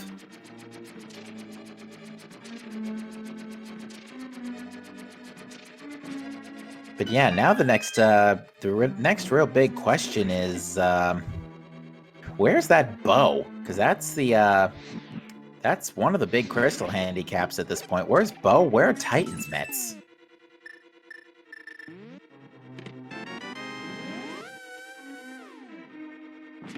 Yeah, as pointed out in chat, this seed has been pretty linear at the end of the day. So it is interesting, where are those boots, or not boots, those mitts going to turn up? Or is that bow going to turn up? We see Zaru doing what I believe is the intended method of getting the Main Street item, and this just really, it's not fun to do. Chat can correct me if this isn't the intended way.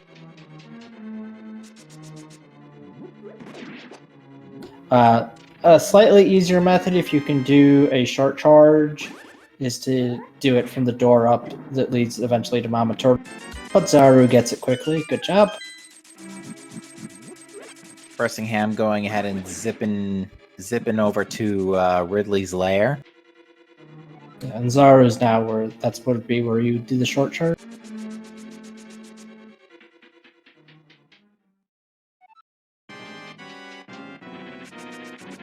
Let's see if Trollbone will claim another victim.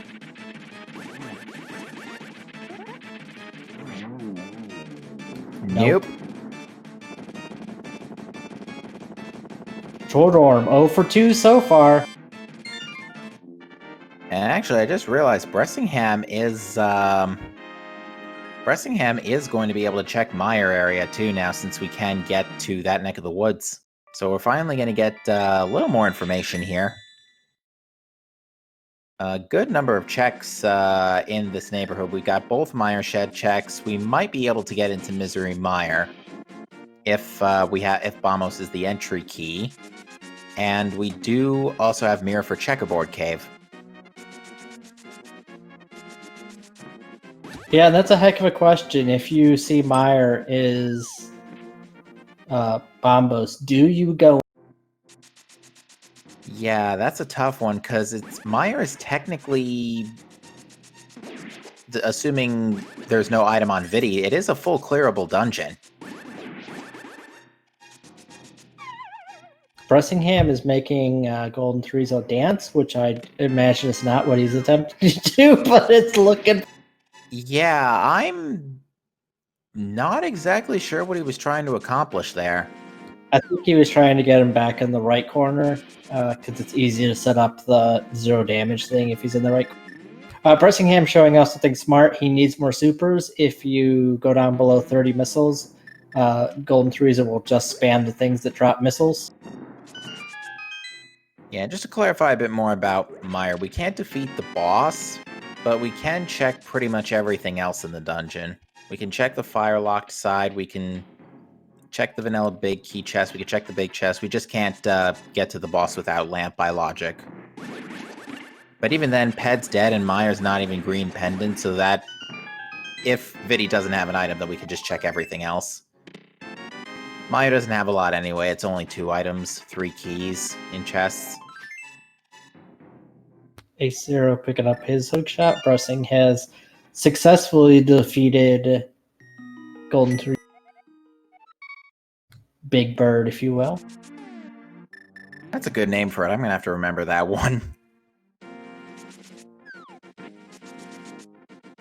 I forget who I was calming with that came up with it, but I like it, because saying GT just makes me confused, because you're talking about Golden Threeso, Cannon's Tower.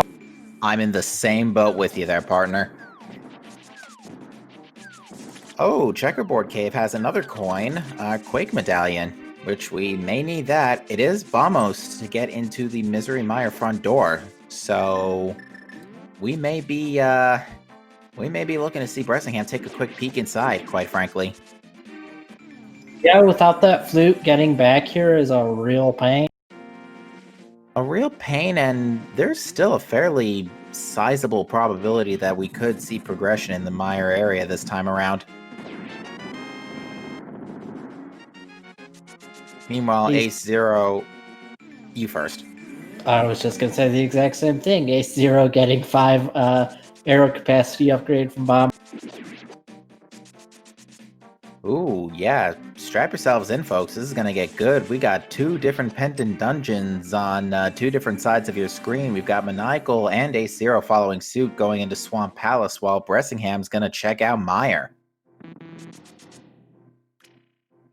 Yeah, but it's going to be interesting to see how much of Swamp Palace Maniacal does. Does he clear it? Does he peace out as soon as he finds? It's going to depend on if we see the big key or not, I think, or if any indications of whether or not Argus might have an item, because Swamp is the red pendant, I believe, so this is another useless pendant.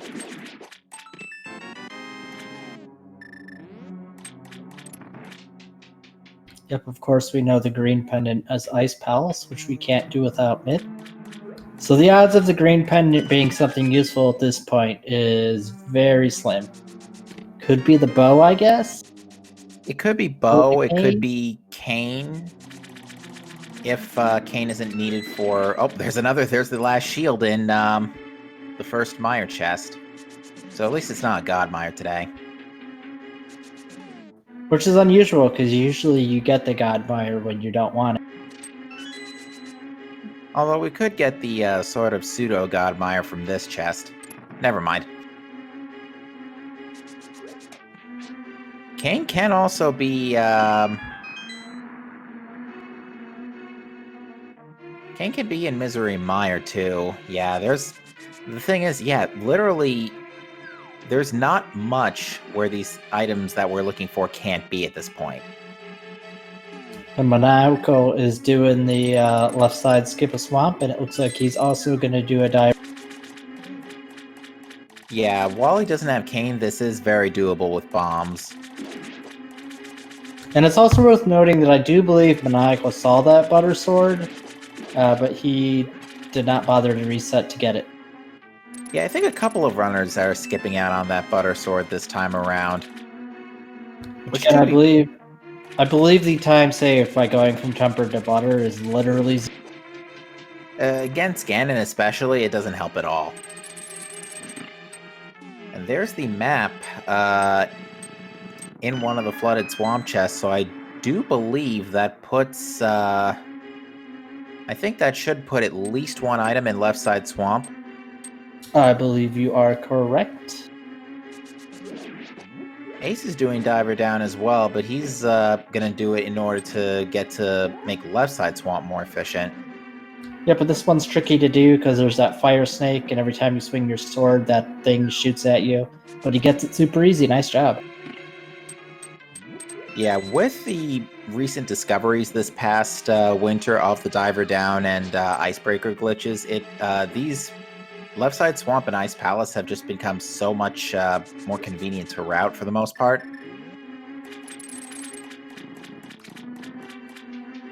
Especially Ice Palace. Although Ice Palace has certainly given us some comedy over the last couple of weeks, if memory serves. Maniacal taking out past Fantine. A0 gets the compass in the first chest on the left side, and the right chest here should be an Magic Cape. And a heart container on future Argus. Or future Phantom. Yeah, so that leaves the only question mark at this point, the big chest, which we'll see if Maniacal goes back for that, because I think he's the only one with the big key. Yeah, the big key was in the chest with the waterfalls. Ooh, we found our second item in Misery Mire. Our tracker mind of me says it was the mushroom. Oh boy. Yay, fetch quest! Yeah, that's pretty much no good.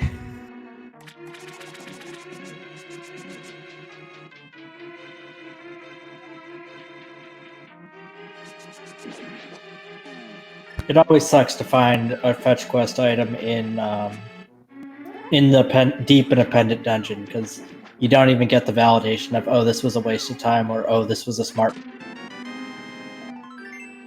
Yeah, and it's just nothing of significance in the Swamp Palace big chest. So yes, Swamp was not the answer today.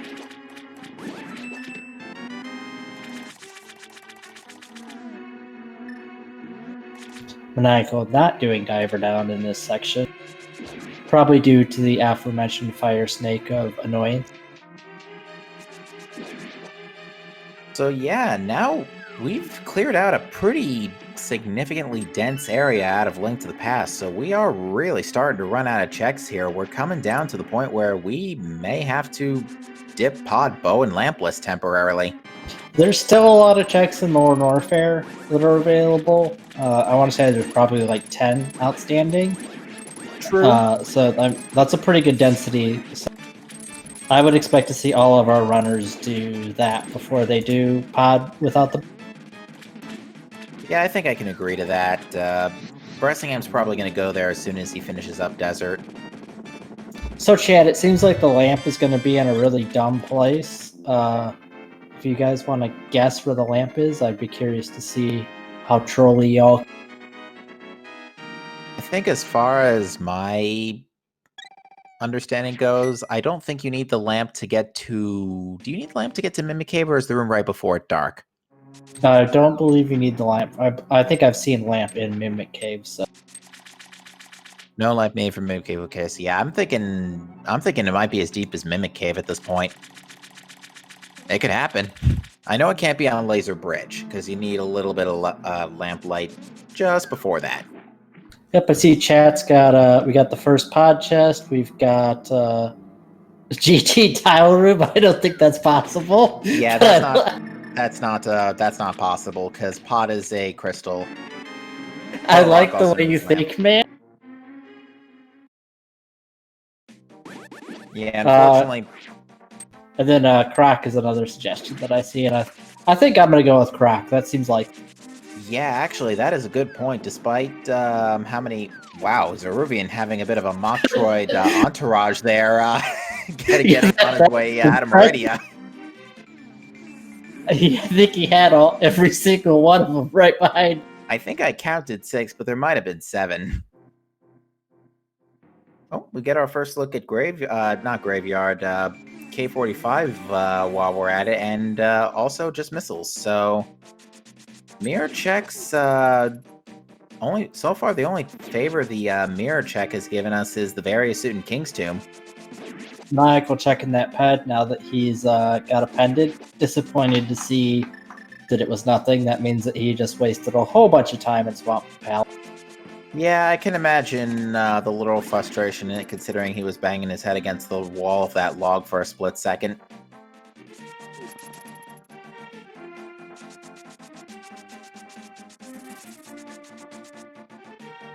Heroes making the pod play. Ooh, this is going to be really interesting. Yeah, because Ace Zero doesn't have the Varia suit yet. He hasn't been to King's Tomb, so he doesn't know that all of Lower Norfair is wide open.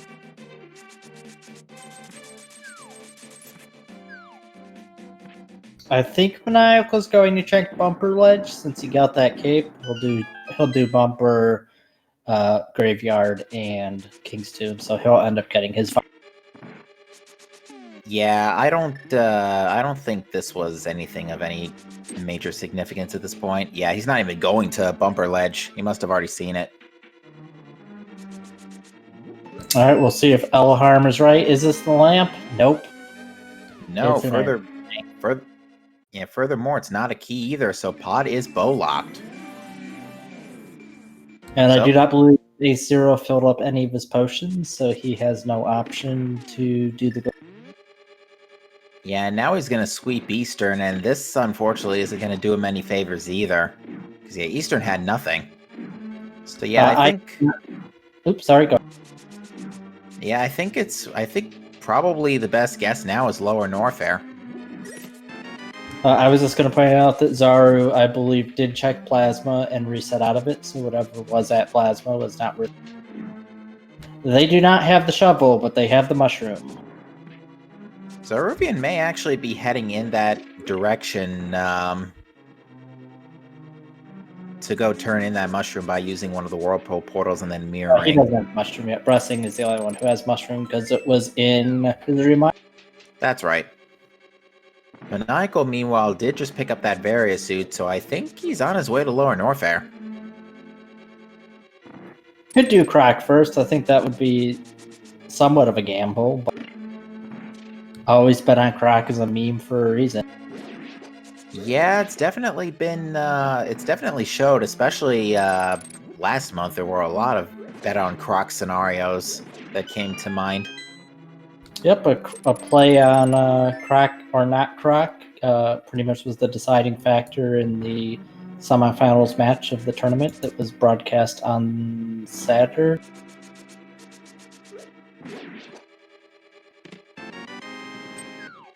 Which is worth pointing out that I believe the first match of the SMZ 1v1 tournament finals is going to be Friday at 6:10 Eastern. That's Solsky versus Asder. That's going to be a barn burner of a match. Highly recommend if you like what you're watching, you tune in. Going to see two of the best going at it for a nice cash prize. Yeah, nothing like some Friday night finals to really start the weekend off.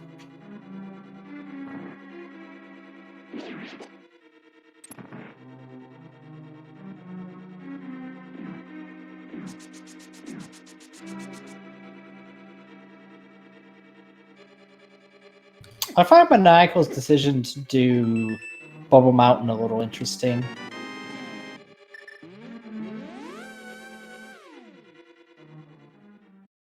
Like, if you could do Lore and Warfare, I kind of think you just do Lore and Warfare and get Bubble Mountain on your way out of Lore and Warfare, but... Certainly makes sense. Ooh, Zeruvian's about to get Bombos, which, may or may not be a, well, actually, he's still waiting on various suit for Zeruvian, so he's not going to see that that's the Meyer key just yet. Meanwhile, A0 has gone back to Pod. So, Yep, I think he picked up the potion. I don't think he picked up the potion. I think he's going to do a Mimic clip here.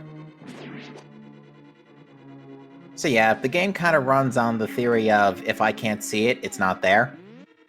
For when it decides if an enemy's in a room to open a door. And there's some fancy stuff you can do to get this Mimic to clip out of bounds, and once he's out of bounds, he can rock right off the screen. We see Bressingham attempted to do an X Factor on Ridley, but I believe missed on most of the shots, so now Bressing is just shooting up the supers. Yeah, a couple of the X Factor bolts went a little haywire there, so not the most efficient use of it, unfortunately, but Bressingham should be okay for finishing this fight. He does still have a lot of regular missiles. And Ridley is starting to look a little red there. Yeah, I think he's got Ridley pretty close to dead. Yeah, I think like another 5 or 10 missiles should do it.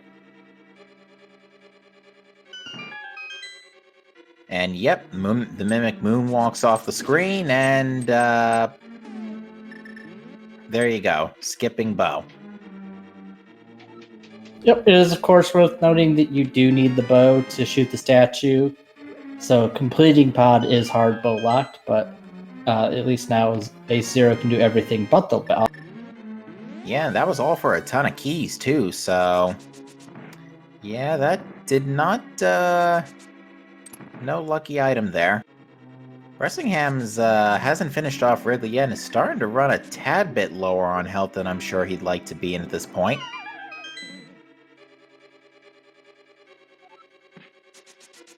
Yeah, this is getting a little tense. I don't know when Bressingham last saved. I'm a little worried it was last time he transitioned from A Link to the Past. I do believe that is the last save. I think actually one more tap and he's gonna, or 2 more taps and he's gonna have to burn his reserves. Make it 1 now that he got hit by a fireball.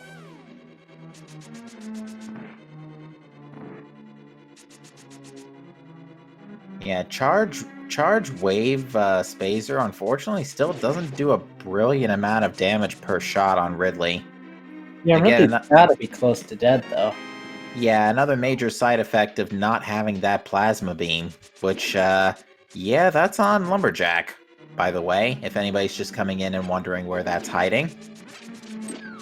I like the decision here to switch to power bombs. You can get 2 hits if you put the power bomb in the right spot, and they do pretty good damage to.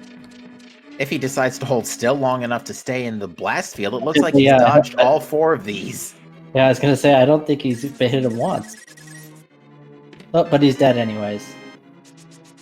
Right, pod basement has a big key and a small key, so we are still not seeing anything of any major significance right now in Palace of Darkness.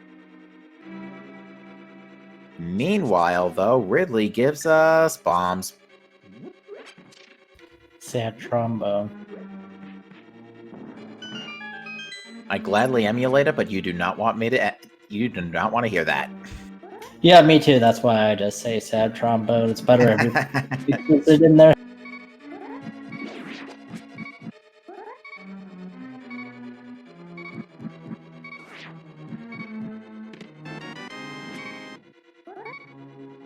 There's Pod's compass. I don't think we've seen the map yet. I know we've seen at least a heart container. So if you look on, for anyone who is curious on how to do this trick, if you look on Maniacal screen, if you get Golden Trezo in the corner and put your back so that it lines up with that pillar in the background, that's how you know you're in the right spot. You can just sit here and charge him to death, super missile him to death, whatever makes. Yeah, charge plasma is especially effective when you're crouching here because the charge plasma when crouched here will do 2 ticks of damage, and that's 900 ticks per tick times 2.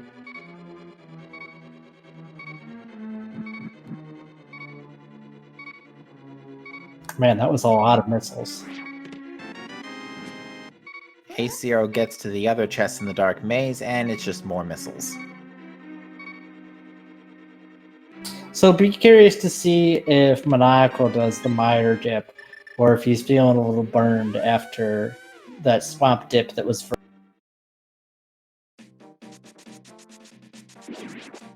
Yeah, because Meyer, the only interesting thing of note in Meyer was the mushroom.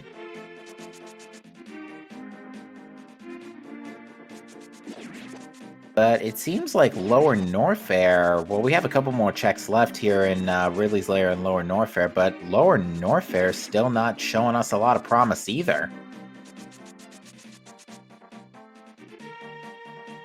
Come to think of it, we haven't seen anything since Hookshot, haven't we? It's been a hot. Well, we've seen that mushroom. Not Hookshot. What was the last thing we found before we got here? I think technically it was Mirror. Oh, Quake Medallion too, but yeah, we've been surprisingly devoid of progress considering how many high density... Oh, well, there's another medallion, but right off the bat, that still doesn't do us a lot of favors.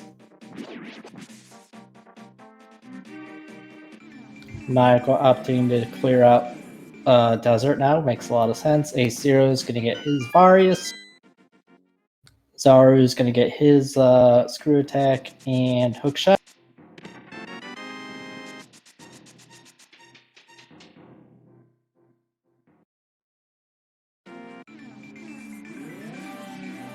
While we've got everybody going over each other's steps, I'm going to highly suggest that you guys, if you like what you're seeing, follow these runners. It's free to give them a follow on Twitch, and I'm sure they appreciate it. So if you get a second, please go ahead and click their stream links. I'm sure someone will link it in chat. Big shout out to our awesome tracker, Mind of Me, who's been doing a super awesome job tracking for us tonight. Tracking 4 screens is madness, and she's making it look easy. Especially in that first hour when things were popping up left and right as we were going through Rex ship. And everybody doing different stuff at the same time. Yeah, I have enough trouble following one screen. Oh, Bressingham is going to bet on Croc, which, quite frankly, is a little on the overdue side. Yeah, I'm still a little worried about Bressingham's hit points, but that said, Croc is pretty easy to not take any damage. And also a big shout out to Captain MD13. I've always enjoyed your commentary, and I'm super stoked that I finally got a chance to commentate with you. Been having a... Oh, thank you. Same for you, Eleanor. Maniacal is making the play into Meyer. So he's going to get that mushroom, TBD, on whether it's a good thing to have.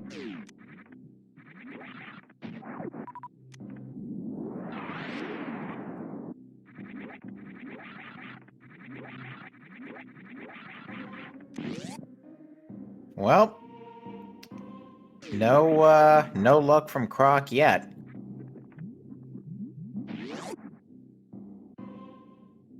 Uh-oh. You don't have the hit points to take that bath, Pressing. No, and you don't have the missiles or supers to Crystal Flash either. Which also means you don't have the health to Shine Spark. This is gonna be awkward. Here's the farm spot right in the next room that I imagine Pressing will spend some time farming stuff up. There's like the 5 beetles or whatever they are. Fair enough.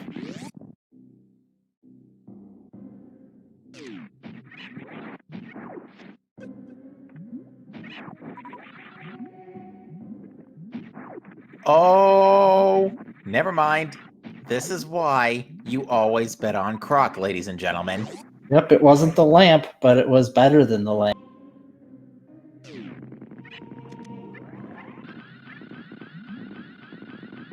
We could have had those.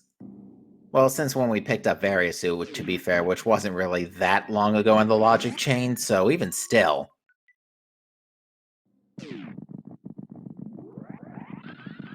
Just a heart piece at Indiana Jones. So we got one more shot to find the lamp here. I'm gonna laugh if the lamp actually is in here and you just really just had to bet on Croc the whole time. Nope.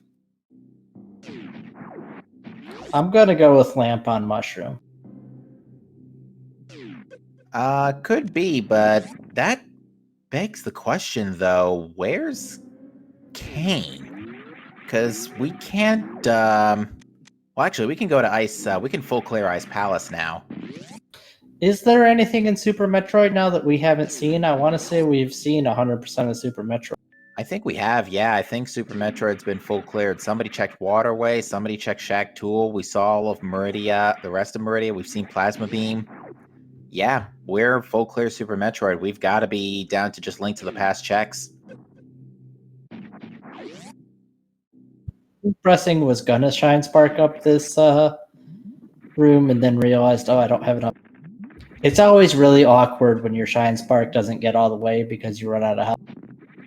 Yeah, you just end up standing there contemplating your last minute's choices. Very embarrassing.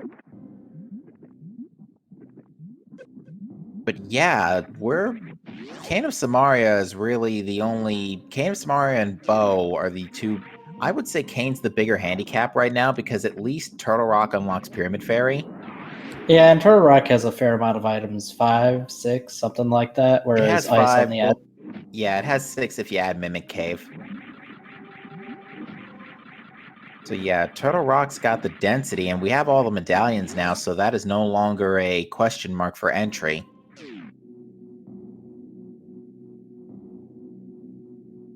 We'll take it a minute to farm up some supers here on these super zoomers or whatever. We may need to take a field trip to Ice Palace pretty soon, actually. Because, yeah, we can now... Granted, we don't have Kane, so we might logically not be able to full clear Ice, but these runners will be able to full clear Ice.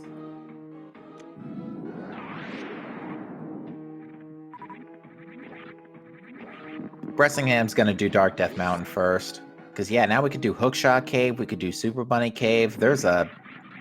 It opens up a lot up here.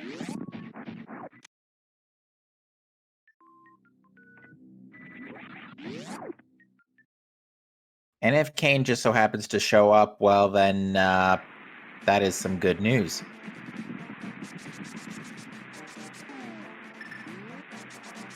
Bressingham trying to grab a spare fairy there. I guess he's wagering that Kane will hopefully show up somewhere in Dark Death Mountain so we can get that Turtle Rock dive.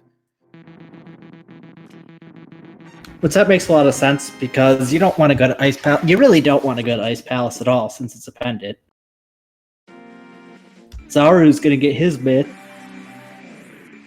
And we had a double Bombos, so Zora was in fact required this evening. How about that? So, yep, not a scam this time.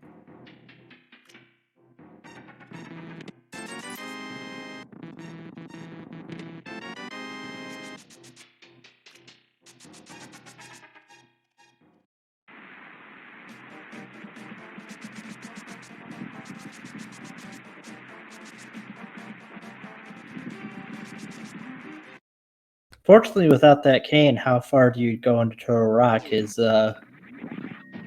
mostly a moot question unless you're insane and you want to hover. Oop, there's Well, that's probably the least helpful progression item that Bressingham was hoping to find at this point. Because that opens up literally nothing. does it easier to go check that mushroom, I guess. True.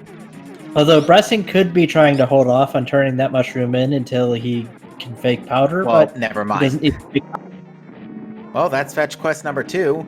Come on, show us fetch quest number 3. Aww. Well, actually, that's the best case scenario for Bressingham. Because, how about a total rock dive?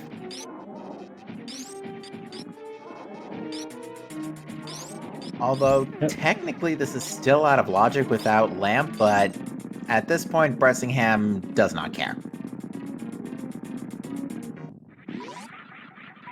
Ah, I see what you did there, chat.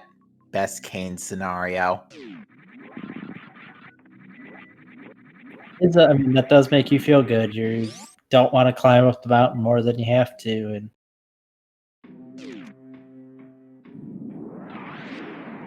no, the million question is, where is that bow?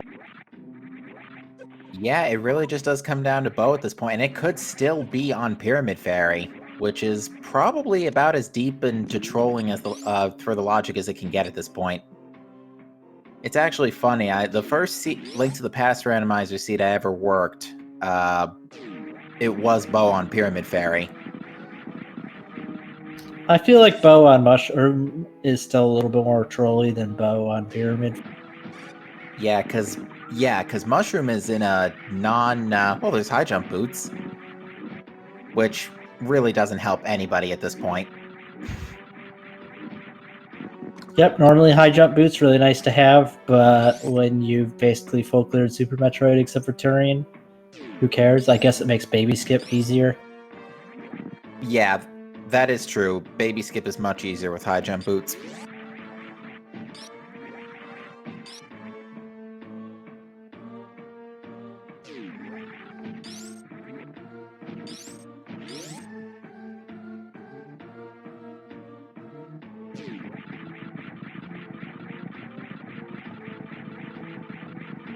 Nako making his way out of Ridley. Meanwhile, Aesir making his way to Ridley. Bressing getting trolled a little bit by that fairy that he... I guess he tried to powder but missed a couple times. No, he powdered, but then the fairy... Oh, okay. Wait, but he's not wearing a transformation mask. Fairies aren't supposed to run away from you unless you're wearing a transfer... Oh, wait, wrong game. Never mind.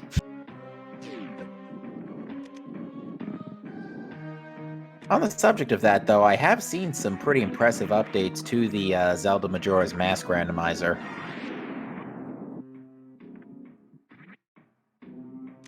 That's another one that looks a lot of fun to watch.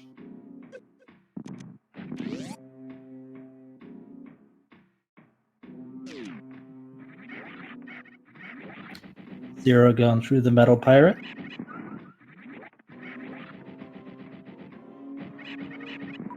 Apparently saying Ace Zero made my phone think I said Siri. Not really sure how that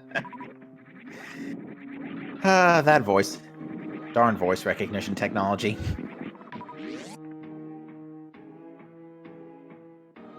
Alright, well, we're coming up on our Mimic Cave check. This is about as far deep in the logic chain as the lamp could be at this point. Besides mushroom or powder. could be somewhere in Ice Palace. It could be a logic required dip of Ice Palace, but not necessarily a required. True. Yeah, it's probably the case at this point, because yep, that ain't a lamp. Yeah, that is a useless find at this point in the game.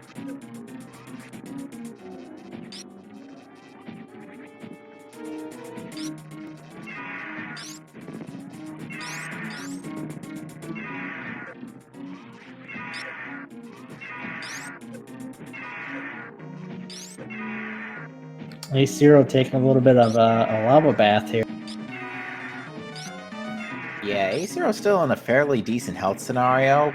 Not sure how accurate he's been with the super missiles. Well, he's still got 15 supers, so I think he's just going to beam down Ridley for a while and then switch to super. Looks like Maniacal's on his way to cracking his Titan's Mitt.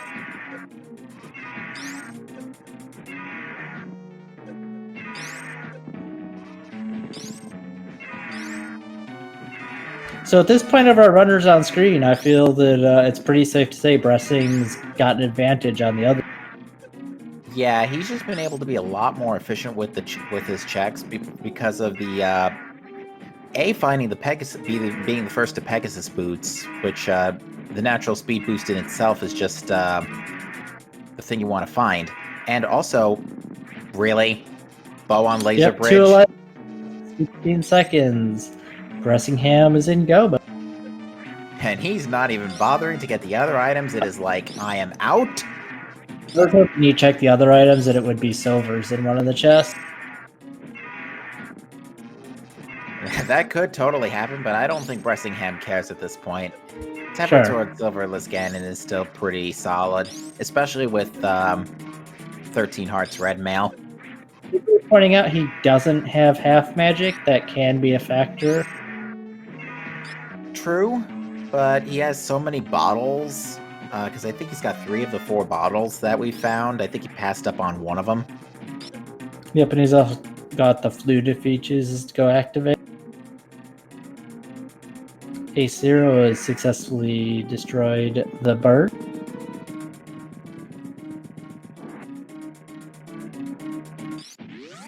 But I don't understand. Hey Siri, I successfully destroyed the bird.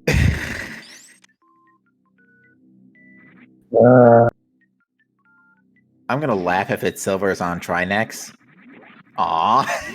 Just bomb. Yeah, Silvers can still pretty much be anywhere at this point, but we're really not looking for them. Bressingham sure as heck isn't, especially after this obnoxious logic chain. Especially considering that Bo's technically still out of logic without the lamp.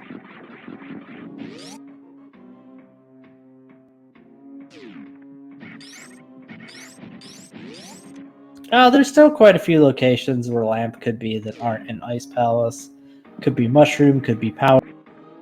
That may be it inside Ice Palace, but still, that's what 2 out of 5. Well, there is the whole Smith chain and hammer pegs as well. Good point. Because, yeah, the late Titan's Mitts is definitely probably throwing off everybody's late game GPS at this point. I want to encourage anybody who's interested in giving this a shot. You can get the randomizer at samus.link. I do encourage you to join the Discord. The speed gaming community in general is pretty awesome. They're all very excellent people. So if you have any interest at all, I do recommend joining those Discords.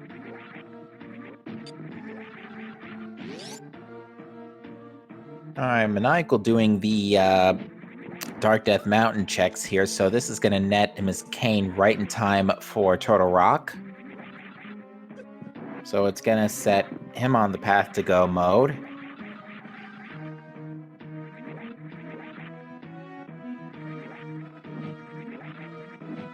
Pressing going straight to pod. So we'll see a pod and Eastern clear, and then it's Ganon's Tower and... Well, it sure is. So yeah, it is definitely Bressingham's race to lose at this point. It is only really a matter of time.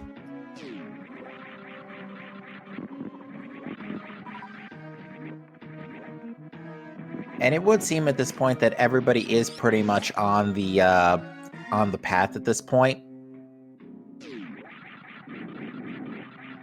Because I'm trying to look at everybody's trackers, and yeah, I can't see A0 is still missing hookshot by the looks of things, but that's pretty much the only difference for all of the runners. He's As got far as- screw attack. I don't think he's missing hookshot. I think the tracker probably just ate the. Yeah, the technology behind the tracker can sometimes just hiccup.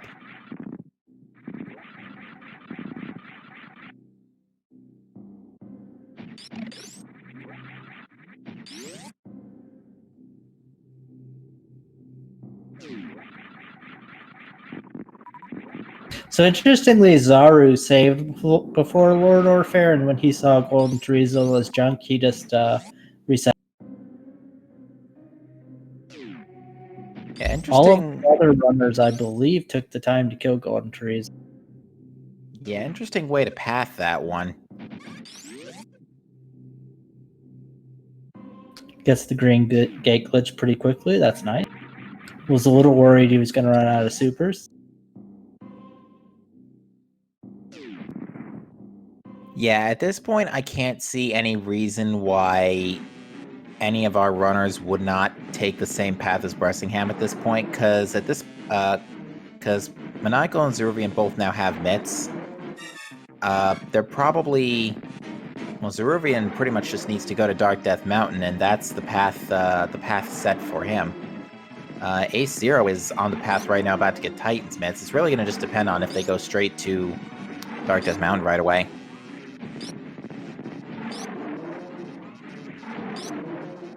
Yeah, I think as you said, it's pretty. Bressing has definitely got a lead. I think it's Bressing then Maniacal. I'm not sure between Ace Zero and Zaru who's in the lead there.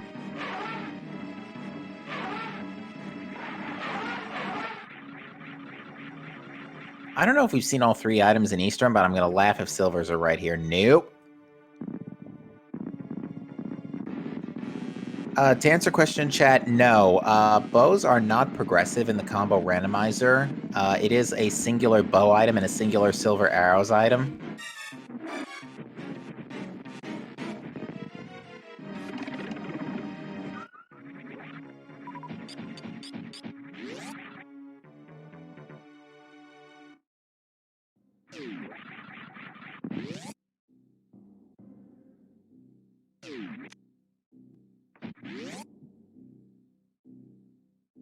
Zaru taking the time to farm up some supers.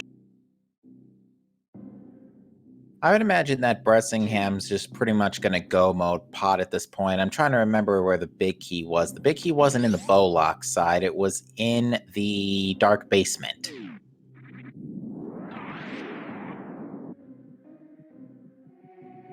Yeah, Bressing. I mean, I don't think he's going to check any chests. He doesn't need to check since he skipped the rest of Laser Bridge.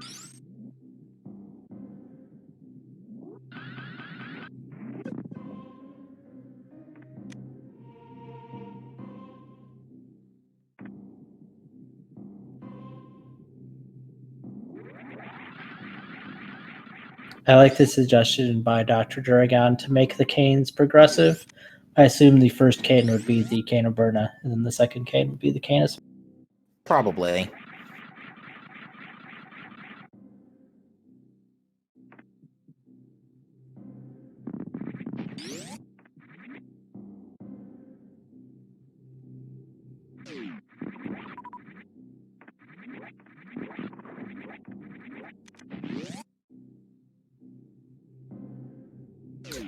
Was going to get his missiles of disappointment here out of Mimic Cave shortly. Oh no, and Zaru did a bad thing, and now he's got to go the really slow way.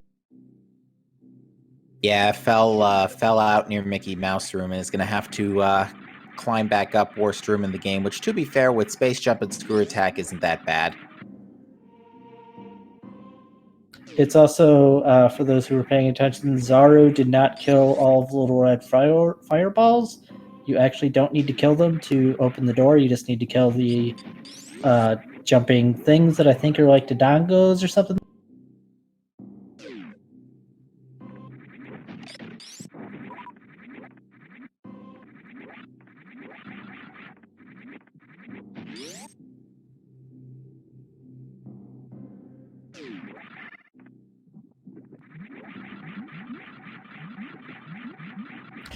Zaru a little frustrated there, it looks like. Yeah, I imagine most of our runners are, considering the linearity of the seed and how much they've been railroaded for the last hour and a half or so. I'd imagine they'd be pretty frustrated with this seed, especially considering there was a lot of back and forth here. Because I think we can, well, minus the lamp being the big question mark, we can pretty much profile the seed and figure out exactly what it was expecting everybody to do. And there's the big key for Bressing, and Bressing does have a small key, so he can mirror and go kill him.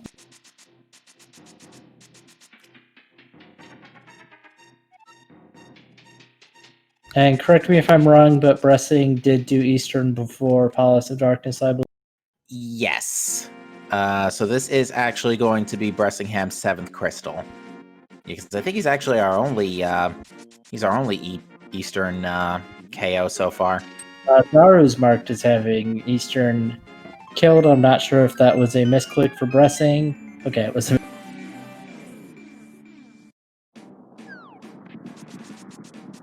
Yeah, at least Bressingham doesn't have to do this mimic clip malarkey. I hope Maniacal clears Laser Bridge top to bottom because I really want to see what's in these other chests. Yes, Maniacal. Well, one of them's the map, so... And I think the compass has shown up somewhere else at one point. E-Tank, so...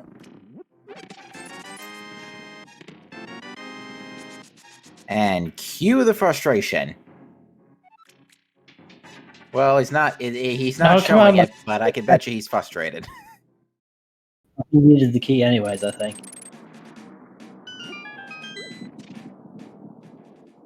I'm so disappointed in you, Laser Bridge. You had one task. I'm really bummed it hasn't been Pyramid Fairy. I haven't seen Pyramid Fairy be the progression in quite some time. Yeah, I was thinking that about Hobo earlier. I can't remember the last race where I saw Hobo have anything worthwhile.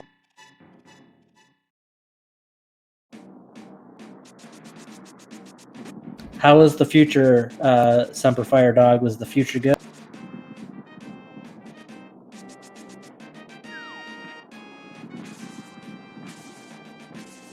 Maniacal taking out the next of Try as Bressingham is hammering down the Helmet Sword King.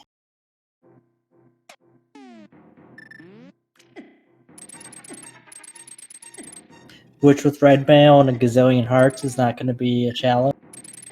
Yeah, this is supposed to be your first Dark World dungeon. You're not even supposed to have Tempered Sword. But with that, ladies and gentlemen, that is Bressingham's 7th and final crystal of the Link to the Past section of this match. So, folks, there are 22 chests, 22 checks in the basement of Ganon's tower, 21 chests and 1 torch. There we go. Please get your guesses in chat between 1 and 22 where you think that big key just so happens to be hiding. Tonight, I'm going to say, kind of go middle of the road and say 12. I just like that Aghanim 2 is such a friendly guy that he's got 22 guests. Like, he must be having a... Well, two of them are himself, to be fair. So... Oh, Ace Zero. Oh, this is gonna end. Oh, he doesn't want to dip. He doesn't want to dip Turtle Rock unless he's in go mode. I can understand this completely because if Turtle Rock is your last dungeon, it puts you right in front of GT and saves you a climb. Yeah, but if he had to have already been up there to get the red cane, so I don't actually think he loses any time, even if he has to abort out of Turtle Rock. Yeah, especially given that Turtle Rock was a full clear and you could have routed this in with Pyramid Fairy, yeah, I don't agree with this.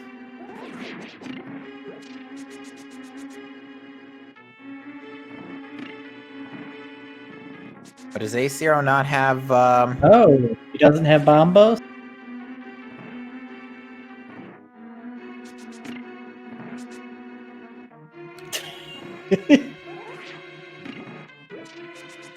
If that is the case, then Yikes. Given his rupee count, that actually... Oh, yeah, there's his pause menu. That's the bad news.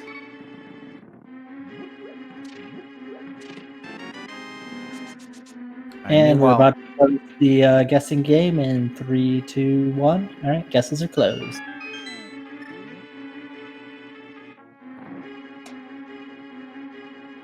I'm still keeping an eye on A0's screen anyway, in case that lamp shows up.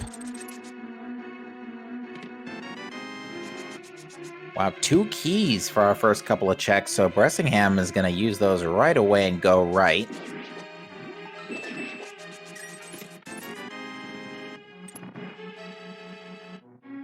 And fortunately, A0's stream froze on that frame before the chest, so I do not know what was in there.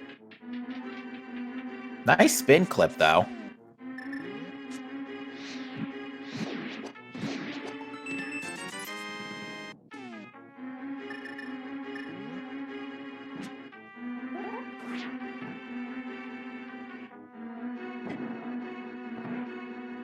Pressing having a little bit of trouble with the switch.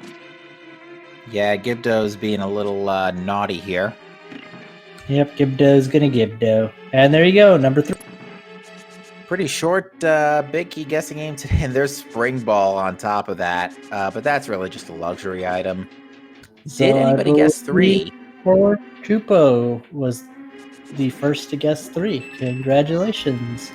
Sure was. You win. Absolutely.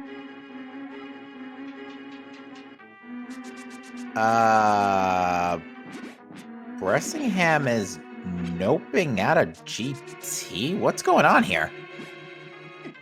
He's gonna get the half magic. Oh, that's really kind of clever, but he's kind of go all the way around. Smart. I think that's a really smart move. Yeah, he's just going to need a couple more minutes to go all the way around to get back to GT. Oh, it is true. That, I guess, makes it a little bit inconvenient.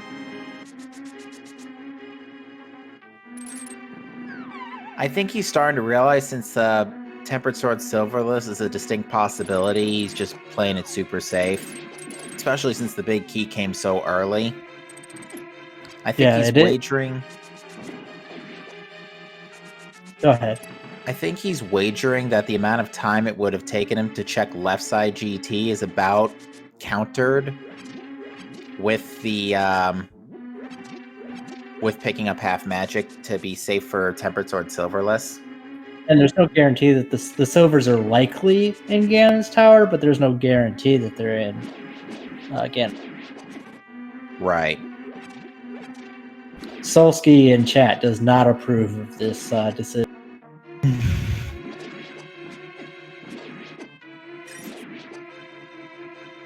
A0 does need a quick magic refill here because he's just one fire rod shot short of killing Cold Stare. And he's just mirrored all the way back to start, and I guess he's just decided, okay, well, we're not going with that plan.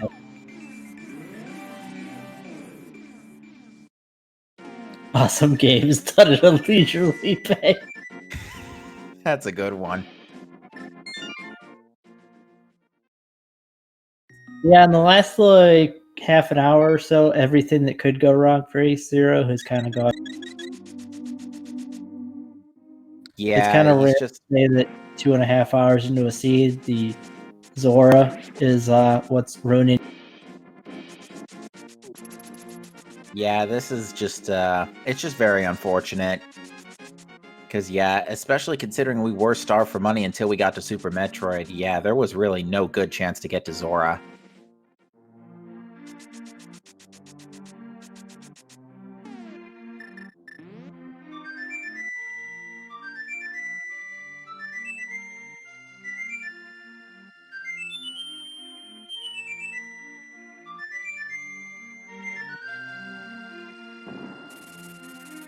Never get tired of hearing that, the Hyrule National Anthem. Preston having some trouble with that second Mimic Room in Before the God. Yeah, has burnt quite a considerable number of hearts. Does have a backup fairy. Did pick one up before a turtle rock. Does also have the powder. Yeah, so he's fine. He's okay. Wow, what's going on my Um, maniacal screen? He's doing pod lampless as well. And yeah, he's on pretty much the last loop as well. So meanwhile, Zeruvian's gonna get this cane. Now let's see what he decides to do next.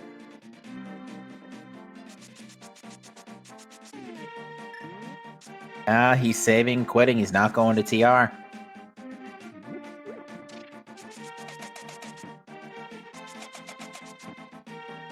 Well, he can't do TR without that pendant, which he needs to go to Zora for. So what we really want to see him do is go to... Well, no, Zeruvian just picked up Kane, but he noped out of Dark Death Oh, Mountain. sorry. Oh, we're talking about Ace.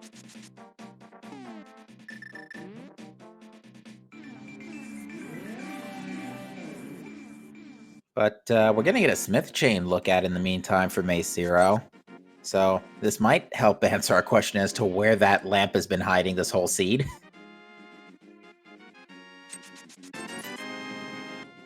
Never mind. Nope, not on the Smiths. Could be in the purple chest. Yeah, we might get to see the Phantom chest glitch here. Let's see if A0 decides to show that one off. Oh, we're gonna get a bat check. Yeah, I think that Zaru must have just overlooked that he could full clear Turtle Rock. That's really the only reason I can see to be making these checks when you have a full clearable crystal. That, or like I was saying earlier, wants to make his last dungeon to skip the trip. Really? Powder Was had that the lamp? lamp. Which Oh. Powder was in... That was in Meridia 2, right? Hookshot Cave. Hookshot Cave, okay. So it was even later in the... It was late in the... It was really late in this annoyingly ridiculous chain. Well, now.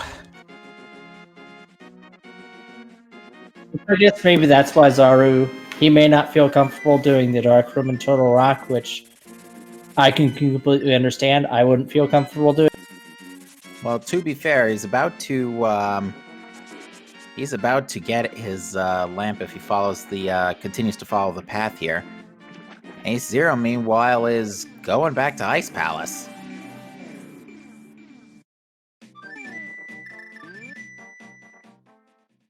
Bressingham is not checking the last 4 chests here, so I guess he's just banking on a silverless Ganon.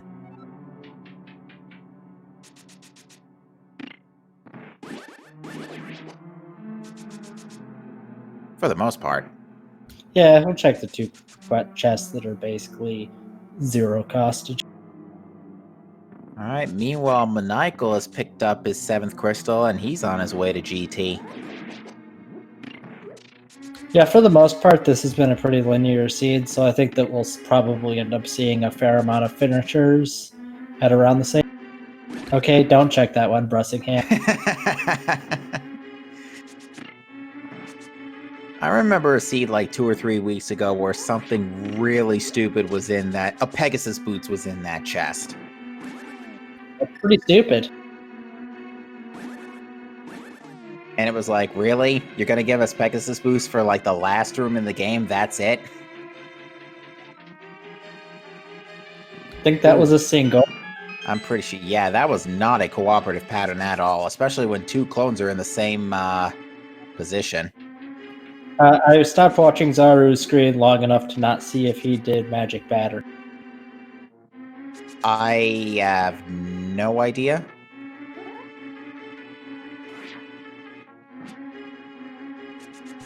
That's what I assumed, was that he did not. Zaru, can't you take the chest someplace nice? The answer seems to be no. And he did pick up the lamp. I see it. I just saw it in his inventory. So he did pick up lamp. Alright, well then, not... I mean, I guess while you're here, you might as well do purple chest in case it's the bow, but... Yeah, I can see why you chose to pick that up first. Meanwhile, ladies and gentlemen, it is time for the big pig. Wow, these skulls not being nice to Zaru. And Bressingham's getting the cheese joke from Ganon, but with Tempered Sword, he's going to be able to cheese this pretty easily. I feel like Ganon does the cheese fact a lot. And Zaru screwed up the chest game, I believe, chest glitch, so I don't think he actually got to check what was in the purple chest. Yeah, he might have been misaligned. Oh, okay, he got it. Yep, he did. It was extra power bombs. I swear I'm watching the screen, guys. A0, meanwhile, not having too much trouble with Cold Stare, and down he goes. Ouch.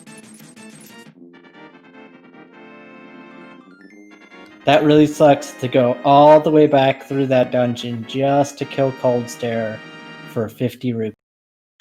Yeah, and more than likely, he's going to probably sweep the green pendant real quick before moving over to Turtle Rock. Oh, definitely. Ganon, meanwhile, being a little, Oh, the arrows were in GT. Very torch glitch on Bressingham's part. Knew exactly when to shoot that fire. It's 12 spins, is that correct? I think on this phase, it is 12 spins, yes. So he's gone through at least 4 of them at this point. You know a spin goes through when he kind of flies back, when Link gets kind of repelled a little bit, but just a big 20 on the green pendant. 70 rupees for all that work. That's some true feels bad. Not like this.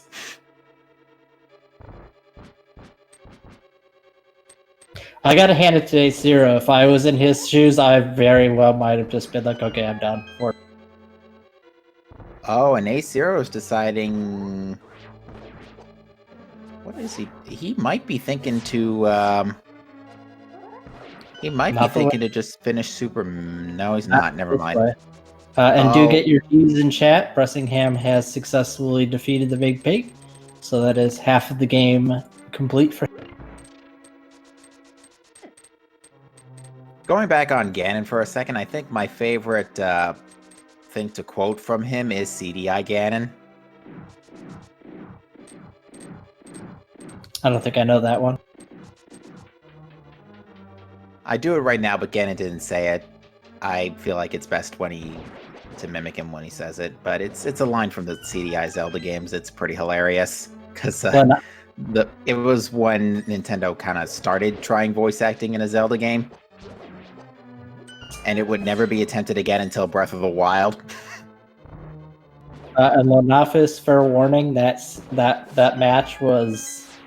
It was...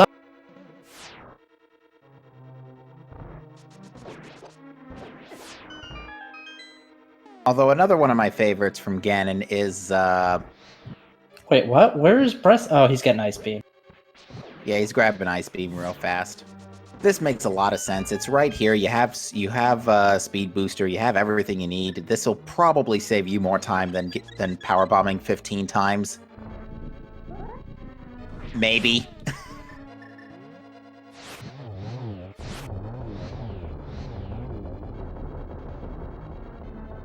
Well, we should actually be able to find out, because I think Maniacal...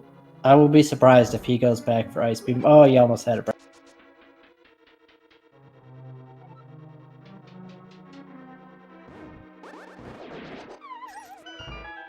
Oh, it was like a couple frames late there. And getting the Shine Spark without Ice Beam is not easy. And it doesn't help that the one thing that can trivialize this room is about to be picked up. Yeah, I really hate picking that check without the Ice Beam. I would probably folk through the rest of the game being like, okay, I'll just get Ice Beam, then I'll do Shaft Supers. And yeah, I'm still not sure where A0 is going right now. Well, he checked Waterway. That said, I'm not sure what he has left to check in Super Metroid X-Ray. It looks. Yeah, let's go into X-ray.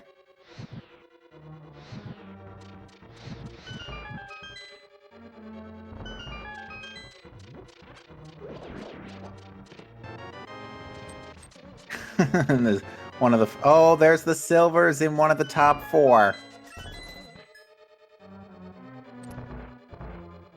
Along with the shovel.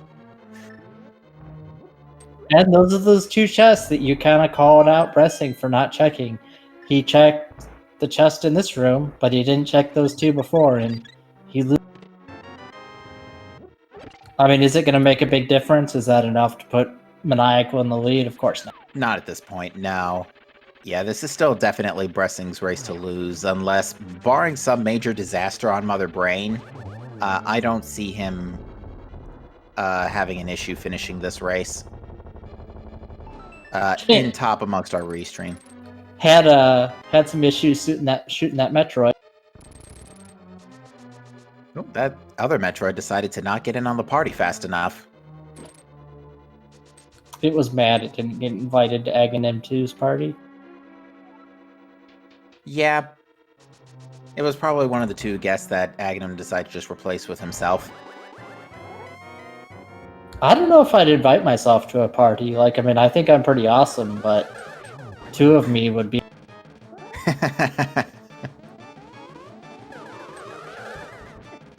So, I think that was a 2 and a 0 for Maniacal. Yeah, Aghanim overall has just not been cooperating with our runners today. I think that was only counted as a single, too. Yeah, I think that was only a single. That... okay. Maybe not. Yeah, he apparently got some hits that we didn't think he got, because that was nice and...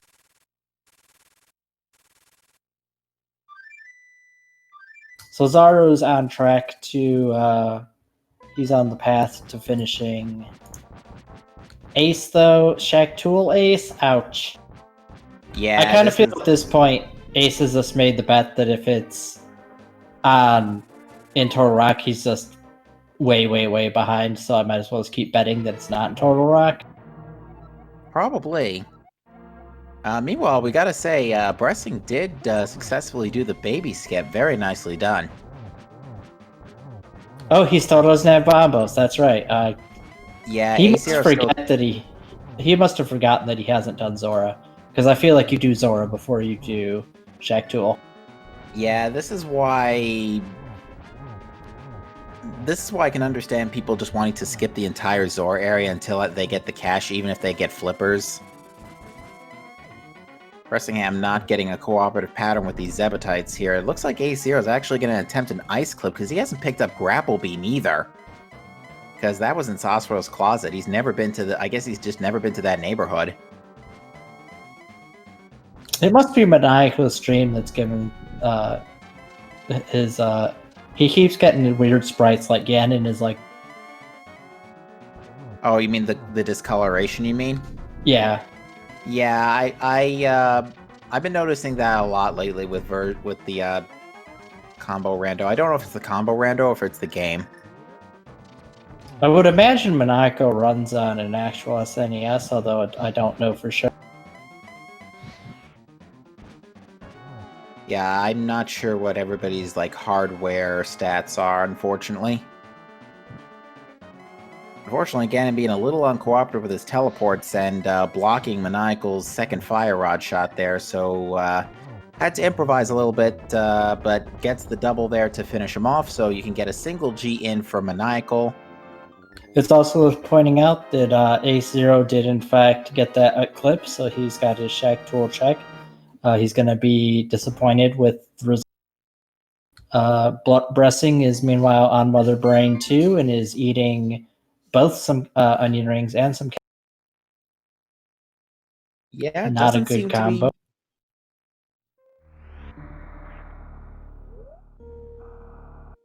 Yeah, it doesn't seem to be bothering him too much at this point, since should only be a couple more charge shots or so, and this will take Mother Brain into Phase 3.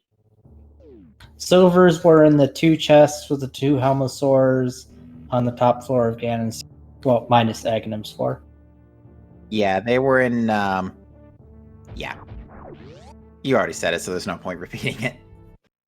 And yeah, with Charge Spazer, I don't think you do the stand-up. I don't think it saves enough time to be worth it. I think Charge Wave Spazer only does Charge Wave Ice Spazer only does like 300 damage or some ridiculously low number. Zaru, meanwhile, has picked up his bow on Laser Bridge and is in go mode.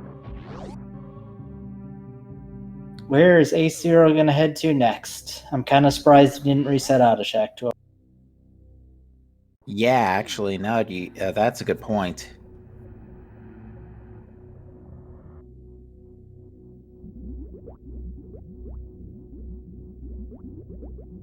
Aussie 101 saying damage equal to a super. So yeah, 300 damage.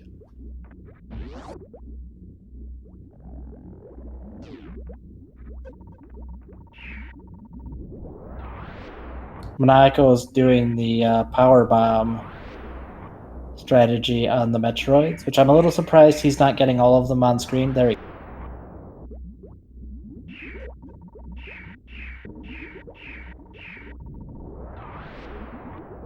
It is worth noting that 4 Metroids on you does drain your health pretty fast.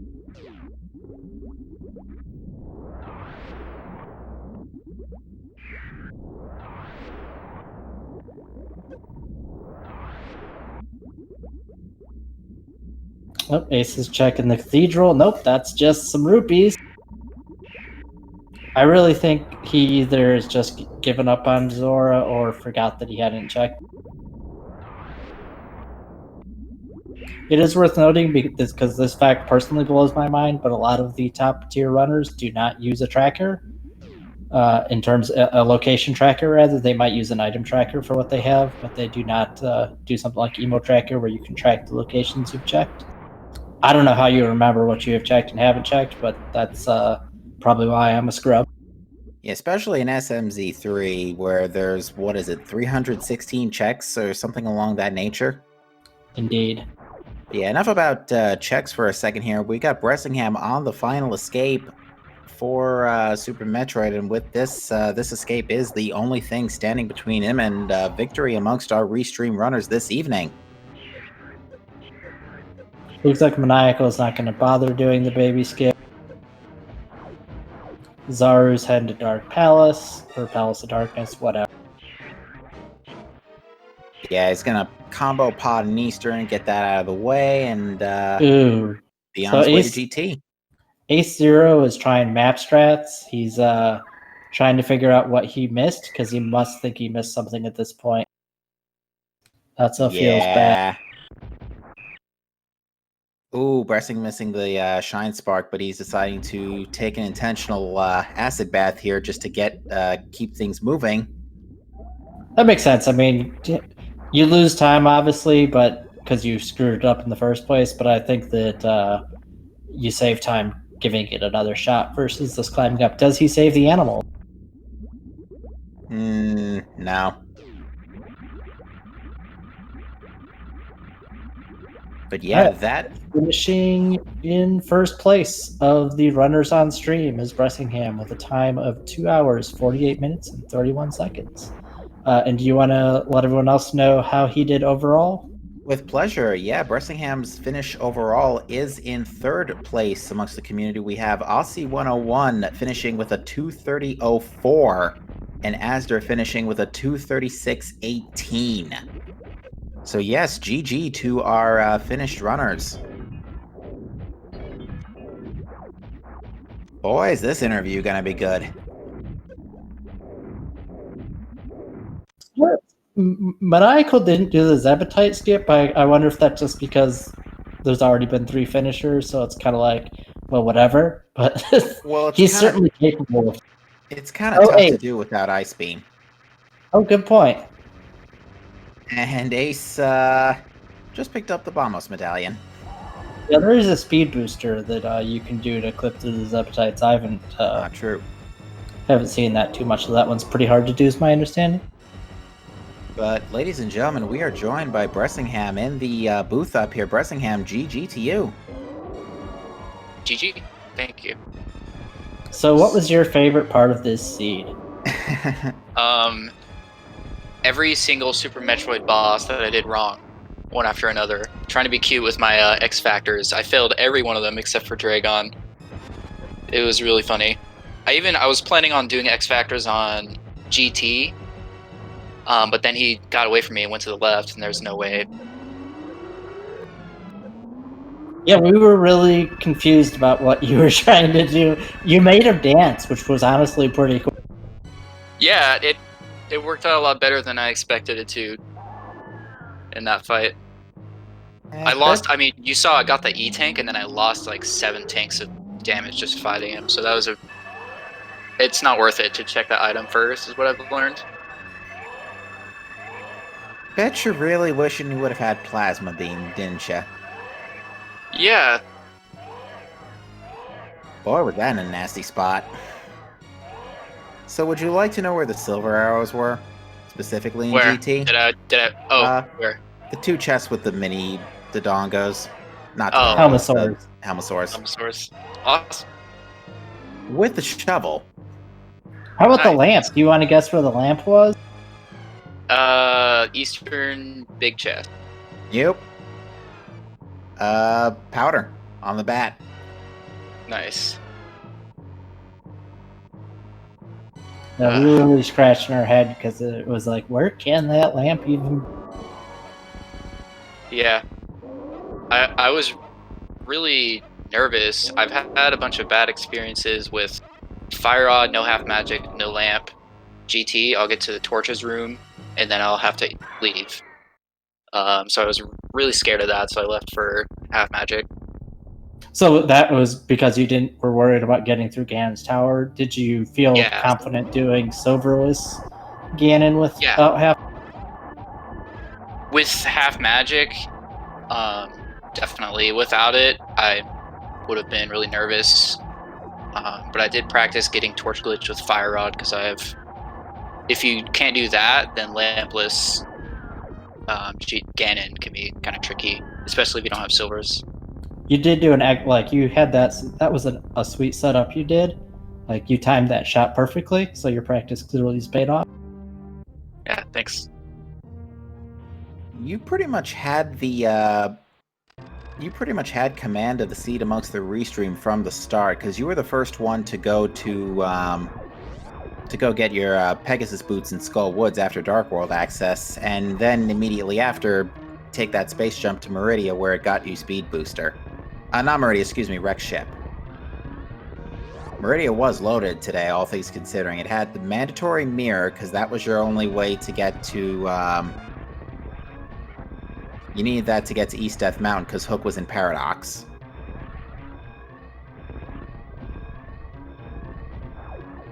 Yeah, Meridia and Rex Ship both had the, were pretty good. And, of course, you always bet on Croc, right? Of course. After finding Varia in King's Tomb, I was hoping for it to lead to Mitz, because I wanted to follow Mirror, and I also felt like doing North Dark World in that situation was a little bit... I thought it was a lot of a... It would have been a good play to go Swamp, too. And so that was really the best thing for me this whole seed, was not doing Swamp, because I can see everyone else except Zaru has done Swamp. Yep, and finishing in 4th place overall, second on the restream, is Maniacal with a time of 2 hours, 53 minutes, and 44 seconds. Which is probably pretty close to a Swamp clear. Yeah, actually, you, ended up skipping out on Swamp, and Swamp had absolutely nothing. Yeah. I was planning on, after North Dark World, I was gonna go to Swamp, and seeing Varia, I was like, okay, it looks like Mirror is actually just gonna lead to Varia, probably not something in Swamp, because I fully expected something in Swamp when I saw the Mirror. Yep, I do. As we have our runners finishing up, I do want to remind everyone that the SMZ3 1v1 tournament finals will be starting Friday at 6:10 p.m. Eastern. That's Solsky versus Astor. That's going to be an excellent match to watch. So if you want more SMZ3 action, please tune into. That will be on Speed Gaming.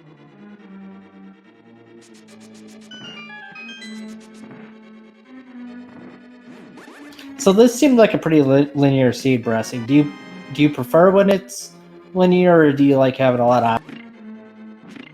I do prefer when it's linear.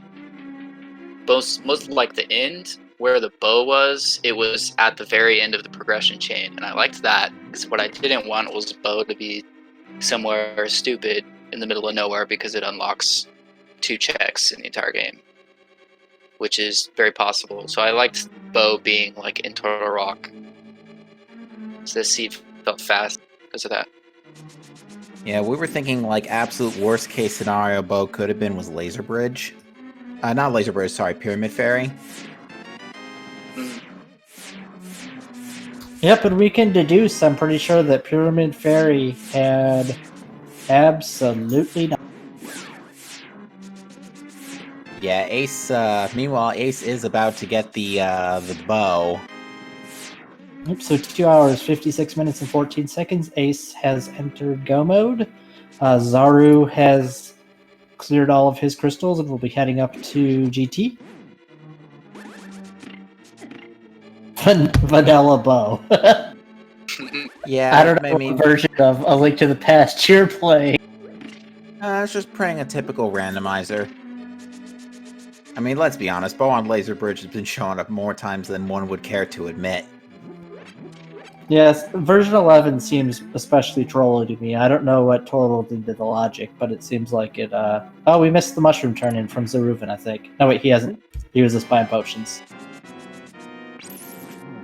I was really hoping that would be something, too, because I didn't think everyone would have Bombos before doing Lower Norfair. Well, Bombos is really what kind of screwed up Ace Zero. I'm not sure if he forgot it was Zora or just decided that if it was Zora, he was going to be checking that last. He spent some time in Brinstar staring at his map, trying to figure out where to go. Oh, no. I think that's a good skip. I spent like 2 straight minutes walking there from King's Tomb. I didn't have money for it early. I was trying to play conservative by going back for it because there was not going to be another good time. Yeah, the seed was really money poor in the beginning. Yeah, I think by the time we were done with Sphere 1, I think you only had 70 rupees. Meanwhile, we are joined in the booth by Maniacal. Maniacal, GG to you. Hey, thanks, GG. What was your favorite part of this seed, Maniacal? Ooh.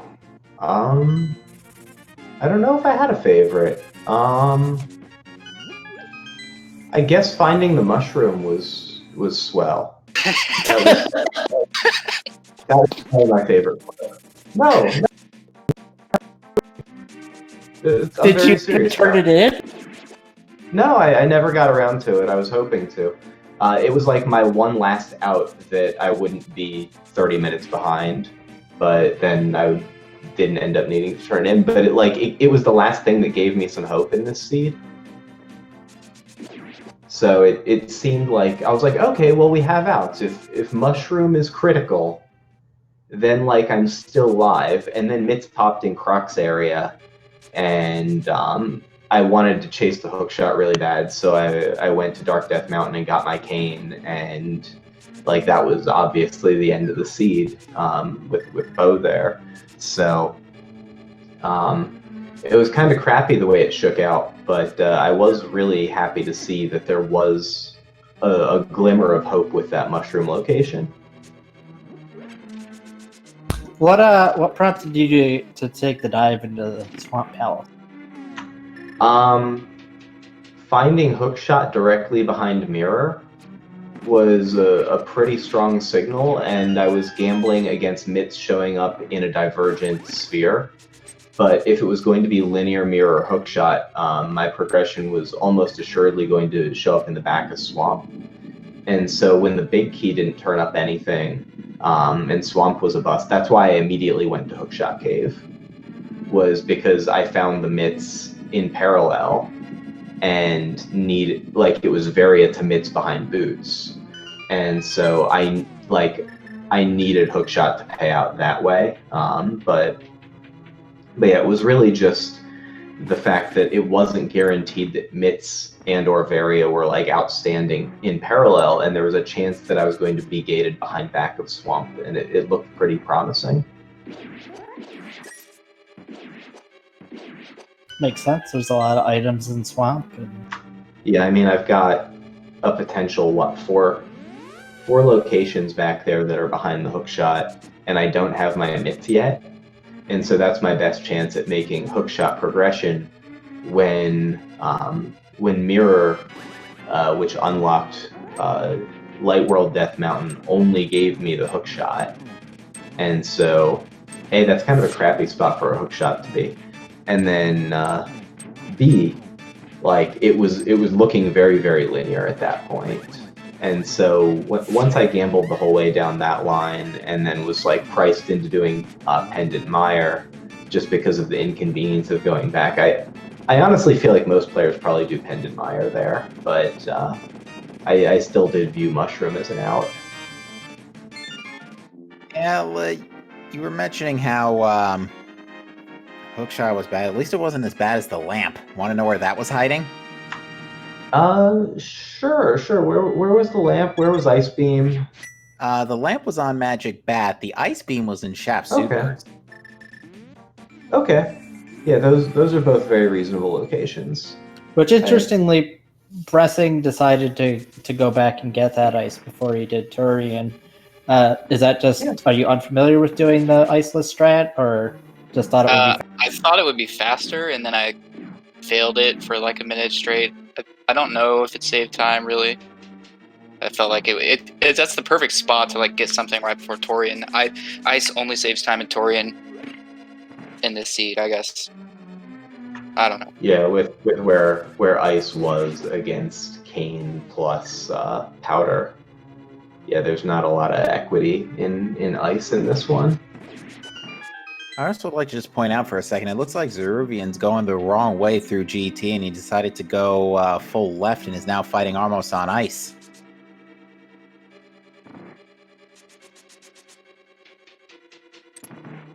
So this is going to delay his trip up GT just a little bit.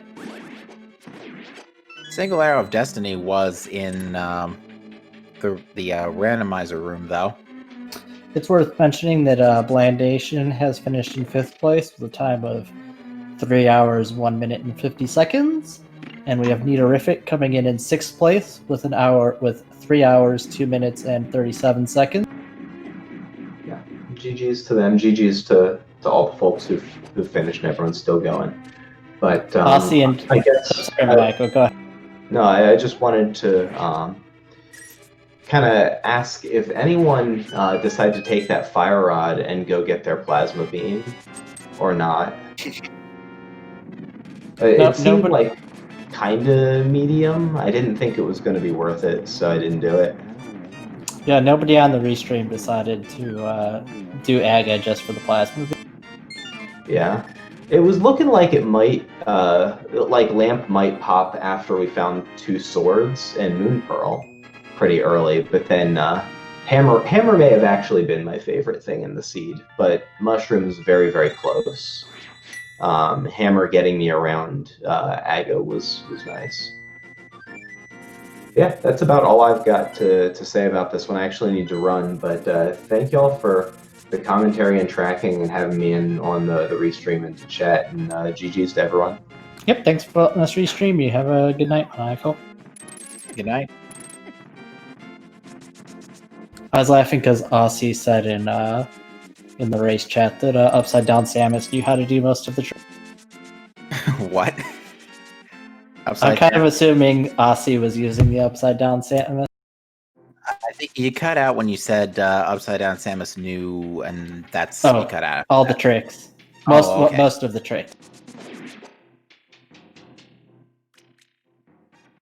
Zaru's making his way up the tower. I gotta see Upside Down Samus in action when we're done with this. It's very stressful to watch I'll say that. Oh my. It's disconcerting. Yeah, it literally gave me a migraine. Like, I'm not, that's not hyperbole. Because the whole time, if your character's upside down, obviously all the physics should be upside down. That's how video games work.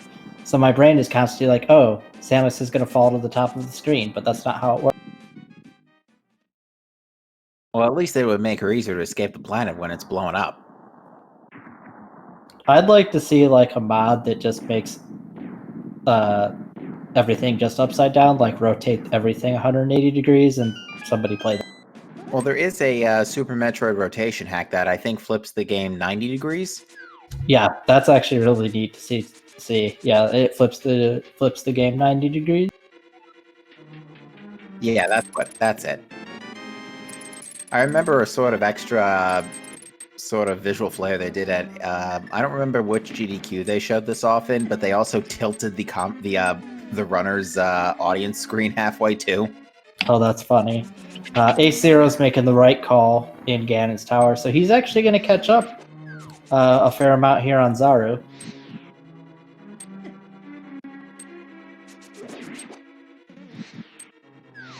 Yeah, Zara taking the extra time for potions and a couple of other things has given Ace a little bit of and full left on GT has given Ace Zero quite a bit of time to catch up. See if he picks up the silvers while he's at it. Oops, sorry. I was just going to say we have Migs finishing in 7th with a time of 3 hours, 4 minutes, and 57 seconds. I do, as we kind of near the end of the race here, want to give a big shout out to all 4 of our runners who let us restream them. Please do go follow them. Again, if they didn't race, we'd have nothing to watch. So we are here because of them. Please do go give them a follow. A final big shout out to our tracker Mind Me, who did an amazing job tonight. Tracking 4 people, super hard. And a final shout out to Captain MD13, who's been a lot of fun to commentate with. And a shout out to you as well, Eleanor. Again, it's been a pleasure. Thanks, I've really had a good time. That being said, there is still a race to wrap up here, so we're almost done here. At this point, it's pretty much just waiting for these two to both cross their finish lines. And there really is not much separating these two at this point either. As far as Super Metroid gear goes, they're going to be pretty much neck and neck. Yeah, I'm trying to think if either of them got the Ice Beam. I don't think so. It looks like they both did, actually. Oh, well, I swear I'm watching the stream, guy.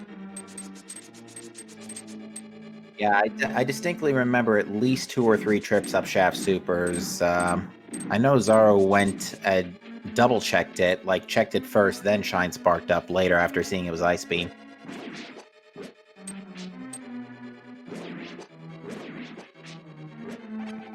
But yeah, definitely keep your eye on these two, because these two are gonna keep these last few minutes pretty interesting. Zaru's got to do this the slow way, because he is almost out of magic. Yeah, he did pick up some blue goos to be a little on the safe side, which is definitely not a bad call, but now he's got a full magic refill, so this should render him pretty safe for the rest of the Link to the Past run here. Yep, we'll see if he checks these 2 chests for his silvers. Nope. Maybe. Yep. I question his routing in that room, Zaru. What were you doing, man?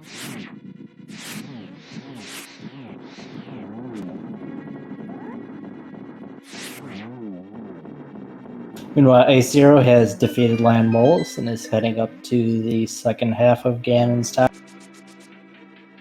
Why is it called Ganon's Tower? Ganon's not even in it. Good question! No idea. I can't remember because I haven't played Vanilla Link to the Past in like 20 years, but does it say anywhere that it's Ganon's Tower? Like in a text box or something? I think the maidens hint at Ganon a few times over as you rescue them over the course of the plot.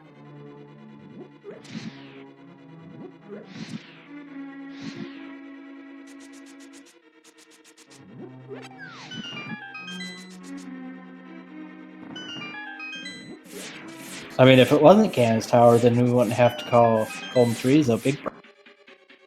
Come again? If it wasn't, if it was Agadem's Tower, then we wouldn't have to call Golden Threezo Big Bird. Interesting. Looks like Ace Zero is going to get his silver arrows. We'll see if he checks the other chest for his shovel. He does.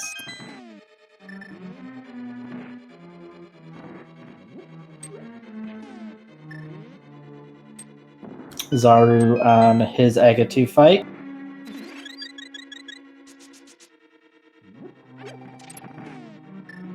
He's also not getting very friendly Aga 2s. Oops. Taking a hit. Aga 2 has just been like flat out uncooperative all night. But down he goes, and it is now on to the big pig for Zaru. With Ace Zero only about roughly 2 minutes or so behind. Yep, and you're welcome to keep hanging out with us, Pressing, but is there anything you wanted to add? Nope. Thank you two for commentating, and Mind of Me for solo tracking, and everyone else, GG to everyone. I'm gonna be around, but I'll let you guys wrap up. Thanks. Thank you, GG once again. I think that was a triple, by the way, by Ace Zero. That was two triples. Finally, Aga cooperates with somebody tonight. That was an excellent double triple.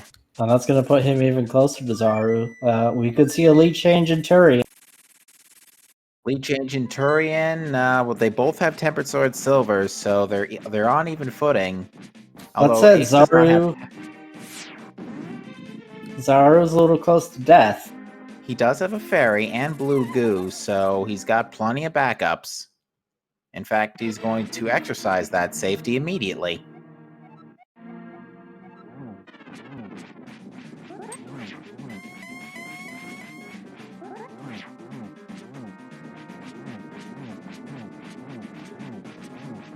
I think Ace is going to get into Phase 3 before Zaru. We'll see. That was certainly a good pattern, and I don't see Ganon's staff, so yeah, this is going to be a simultaneous Phase 3 here. Yeah, Zaru's like 2 or 3 seconds ahead.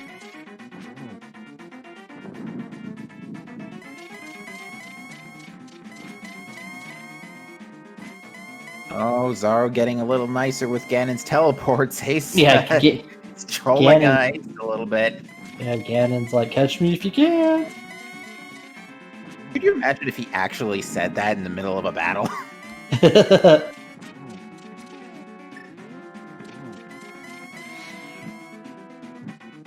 Zaru getting a double.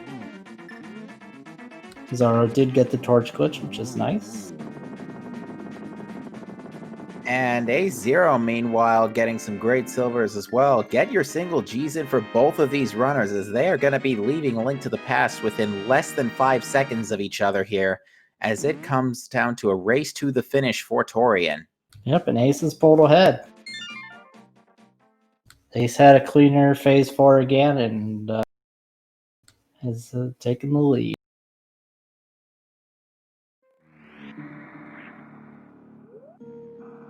So this is definitely the realm of Baby Skip, Zebutite Skip. Oh, I went to ask Bandai why he didn't do the Zeb Skip.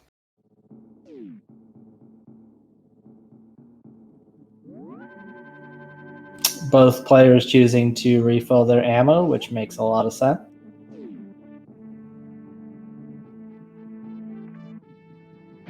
Yeah, they definitely, I mean, Zeruvian's actually in really good shape going into Mother Brain with 70 super missiles.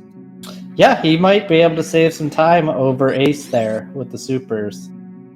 As Aussie revealed to us earlier, every charge ice wave spacer shot right now only does 300 damage, so which is the equivalent of 1 super missile. So every extra super missile Zeruvian is going to be able to fire is going to save about a second, honestly, because it takes a while to get a charge up by comparison to supers. Yeah, you can really see Ace has had a little bit cleaner movement here in the ship to Turian path. Zaru did a few things that don't seem like they make a big difference, like he jumped instead of speed running. But the little seconds out. They sure do, especially in Super Metroid, where the record times are like frames apart as they get better and better.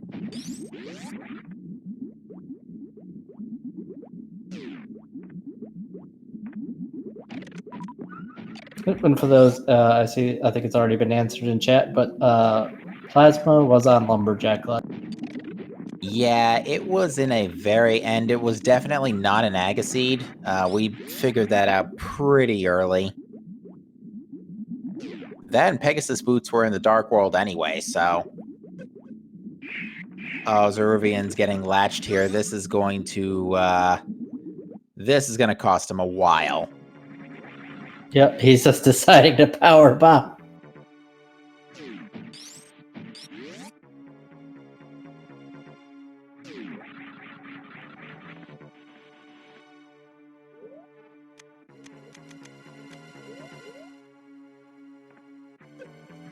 Yeah, these Metroids are being just so unfriendly to Zeruvian today.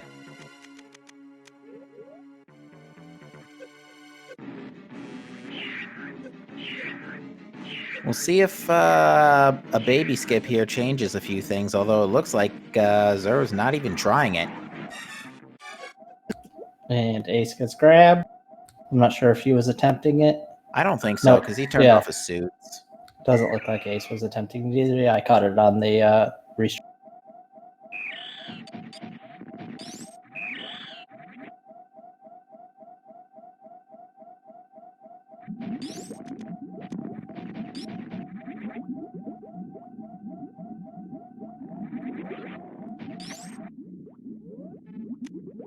Yeah, not even trying.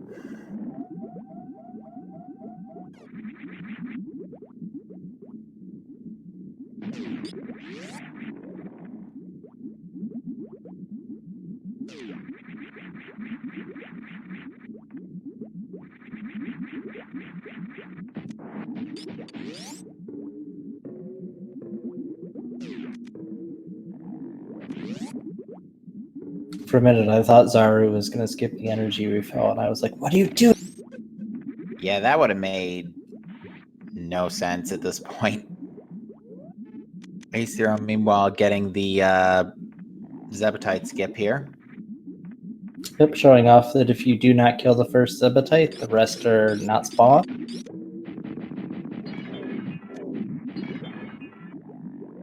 Because, yeah, these old SNES games were meant to be programmed in a way that has things done in a very rigid order. That's how we end up with things like the microwave beam.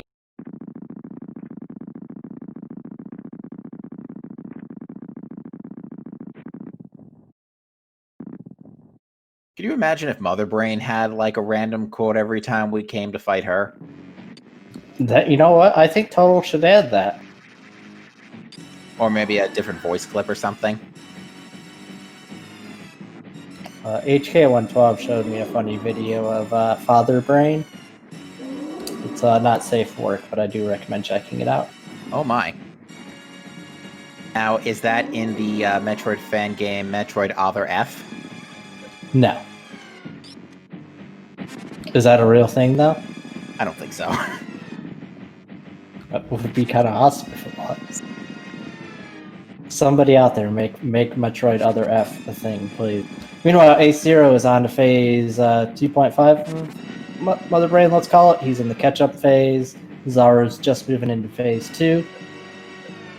Yeah, it looks like he's already broken into phase 3 already, so Zarovia may have the missile advantage, but Ace Zero is still pretty considerably ahead in this regard.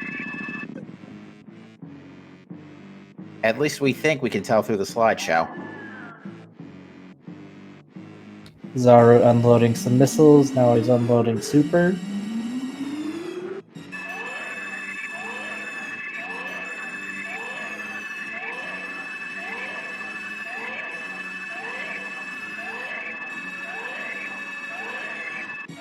Zaru getting catch-up. More ketchup. Nope. More ketchup. Yeah, I think he fired his. I think he missed a couple of supers there, and it threw off his timing.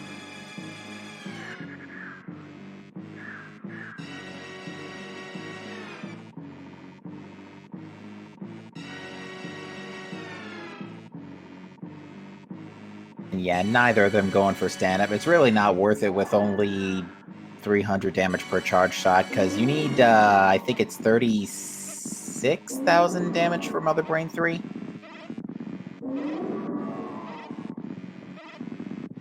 Was it everything you hoped it would be, Bressingham?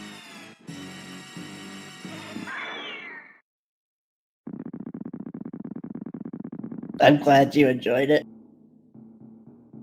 Ace Zero about to enter the rainbow beam. Yeah, I taste the rainbow and all that jazz.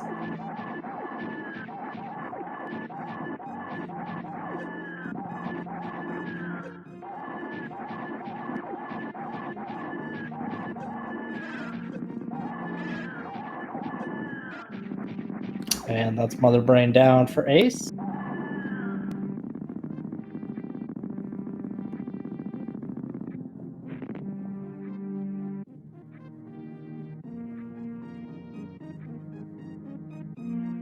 Meanwhile, Zaru's finishing up his cutscene. Yeah, it is a run to the end at this point, ladies and gentlemen. So get those GGs on standby, because we're going to see both our runners finishing up pretty darn soon here. I believe they'll both put up a sub 325 at this point. Which is a very respectable time. Especially given the not the most friendly nature of this seed.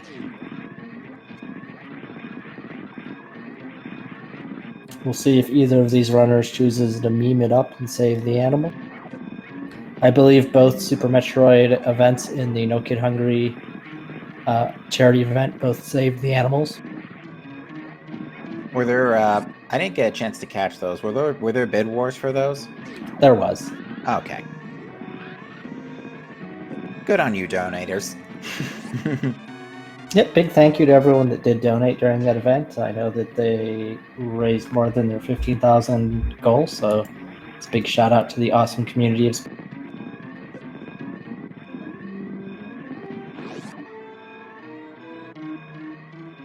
And we're going to have Ace Zero finishing up in 8th place overall with a time of 3 hours, 23 seconds on the.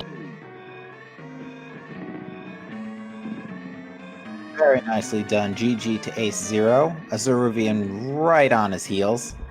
Yep, keep your fingers on those G keys. We have Polar Bear Bunny finishing in 9th place with a time of 3 hours, 24 minutes, and 12 seconds. And we are joined in the booth by Ace Zero. GG to you.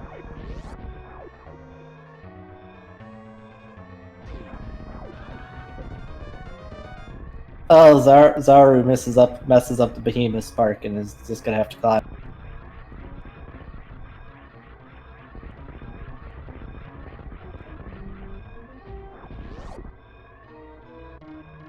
And Ace, you are muted. If you did not know. Oh, thanks. Sorry about that.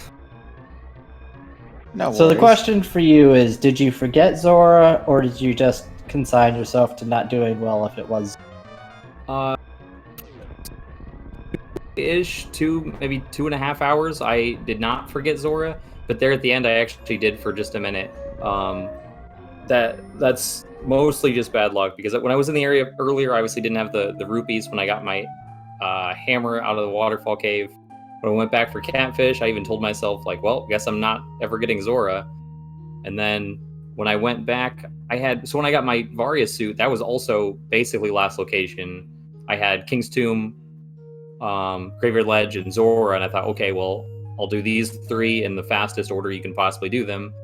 But Zora was so far out of the way, I was like, well, guess I'm not doing Zora. And then I did forget. I thought for a second that the shack tool was the last thing I had available, and like pretty much right after I picked up the bomb upgrade or whatever shack tool had, I remembered Cathedral. I hadn't checked, and then I was stumped for a minute until I remembered Zora. But yeah, that was rough. It is worth mentioning that Zaruven, whatever, has finished in 10th place with a time of 3 hours, 24 seconds, and he's just joining us in the booth. It's also worth noting that's a PB for Zaru, so everyone give him a grats. Congratulations. Nice. GG's, Ruvian. We can't hear you if you're talking, Zaru. Do you have any thoughts on the seed as a whole, Ace?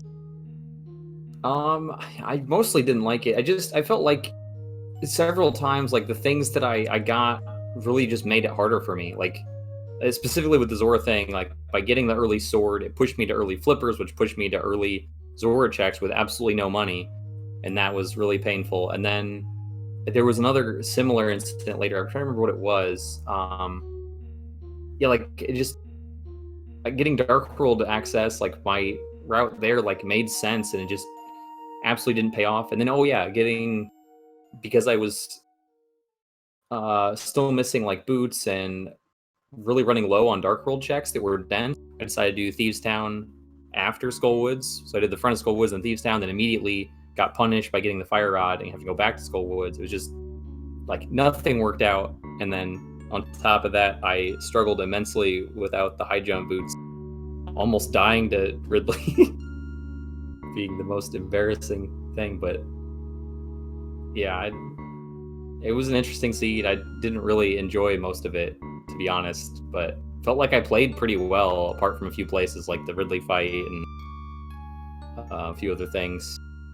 To be fair, Plasma B was in a really stupid spot too, so...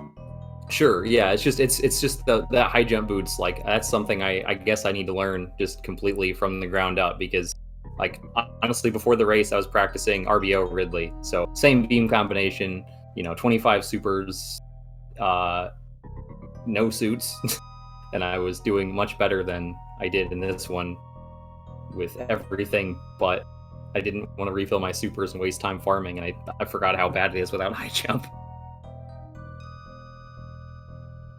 That's fair. Super Metroid without high jump does stink. Zaru, are you? We still can't hear Doesn't you. look like it.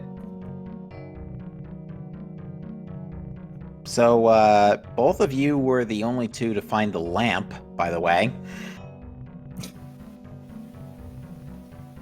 Behind the already ridiculous logic chain just to get to Hookshot Cave, let alone the bow on Laser Bridge. Yeah, I didn't need that lamp. I was kind of upset to see it, but at the same time, like, I'd already done almost all of the dark rooms that I was going to have to do. So it didn't really change much. It was just a little bit rude that they gave that to me instead of something else. That's what I turned up. Was that a magic bat? Was that right? Yeah. Yes. Okay, that's what I thought. It was that was pretty it's what's crazy is we thought it was going to be like on Cold Stare or something like that, like behind Green Pendant. Gotcha. Oh yeah, that was the other thing that was really punishing. I was one small magic pot short of being able to do Cold Stare. So I tried every enemy. I killed every enemy I could to see like which one has magic in the drop in the prize pack, and none of them did. Not a single enemy anywhere in that dungeon. Actually, there might have been one that did. I wasn't sure if one of them had the prize pack with a small magic in it. I think they did like the grab bag with a whole bunch of different things, but I didn't get that far into the pack and ran out of enemies, so that was pretty rough. Plenty of bombs. How bad did you feel when you go all the way back to ice, kill Cold Stare, turn in the Green Pendant, and you walk away with a grand total of 70 rupees? I mean, I didn't feel super bad about it because, like, I don't know. I figured that unless I missed something obvious, which obviously I must have, because no one else did Ice Palace. I must have missed the obvious Zora check. I figured everybody else would be doing it too, so like it's obviously time loss having to go back, but it's not that bad to go back and go mode Ice Palace, and especially with the equipment I had. I still felt like it was the right call to do that over like X-Ray and Waterway and Shack Tool, especially without the grapple beam. I would have had to make that decision, and I decided to not get the grappling beam, even though it probably would have saved me a little bit of time.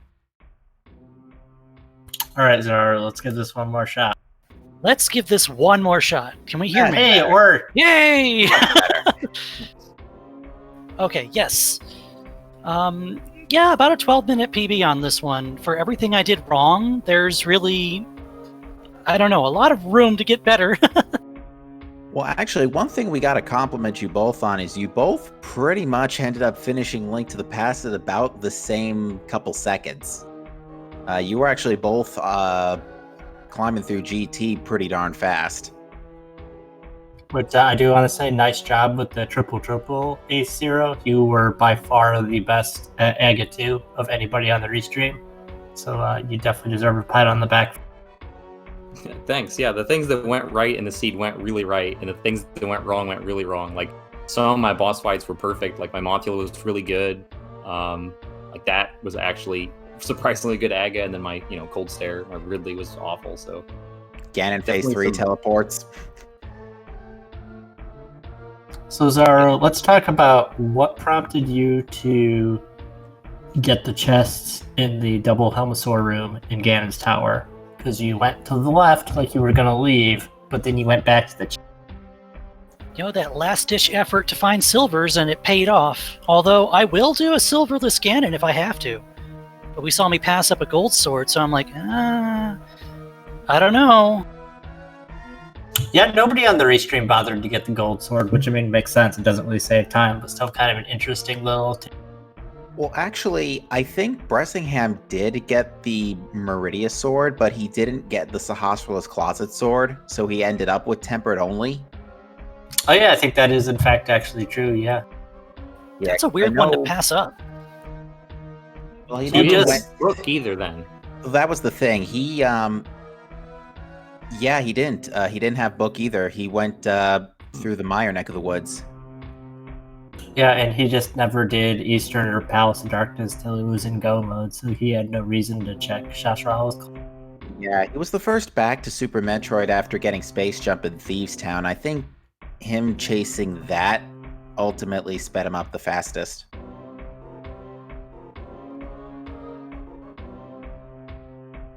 Alright, well, do either of you guys have anything you want to add? It's getting late and I'm tired. No, not really. Just thanks for commentating, having me on the restream. It's always fun, even though not all of the seed was fun.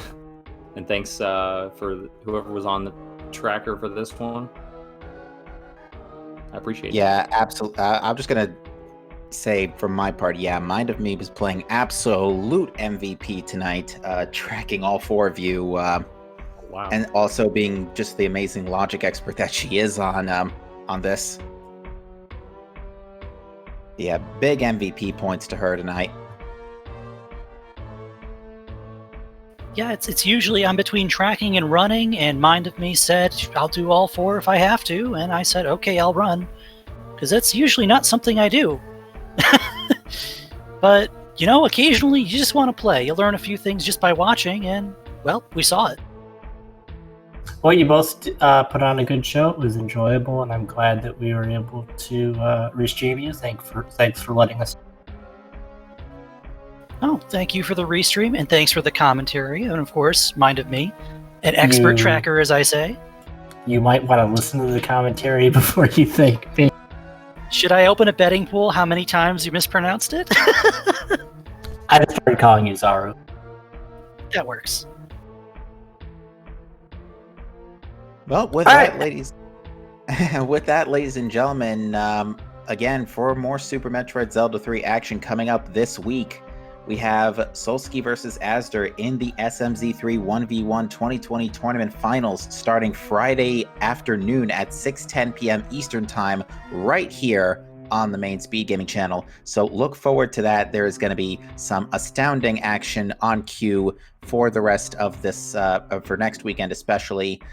We here on the SMZ3 side should be back Sunday afternoon with our weekly community race with another normal difficulty seed at 3 p.m.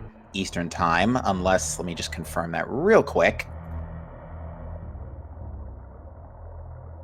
Yeah, it is normal Sunday afternoon, and the next hard logic seed will be around the same time Monday night, 9 p.m. Eastern Time. So again, lots of SMZ3 action on the pipe starting, coming down the pipe starting this upcoming Friday. And we hope to see you again. And again, Eleanor Lamb, thank you for joining me up in the booth tonight. It has been quite the pleasure. Likewise, thanks everybody for joining us, and I hope everybody has a good night/early morning and has a good Tuesday. Indeed. Thank you all for watching. Have a great rest of your night/early morning, and we will see you next mission.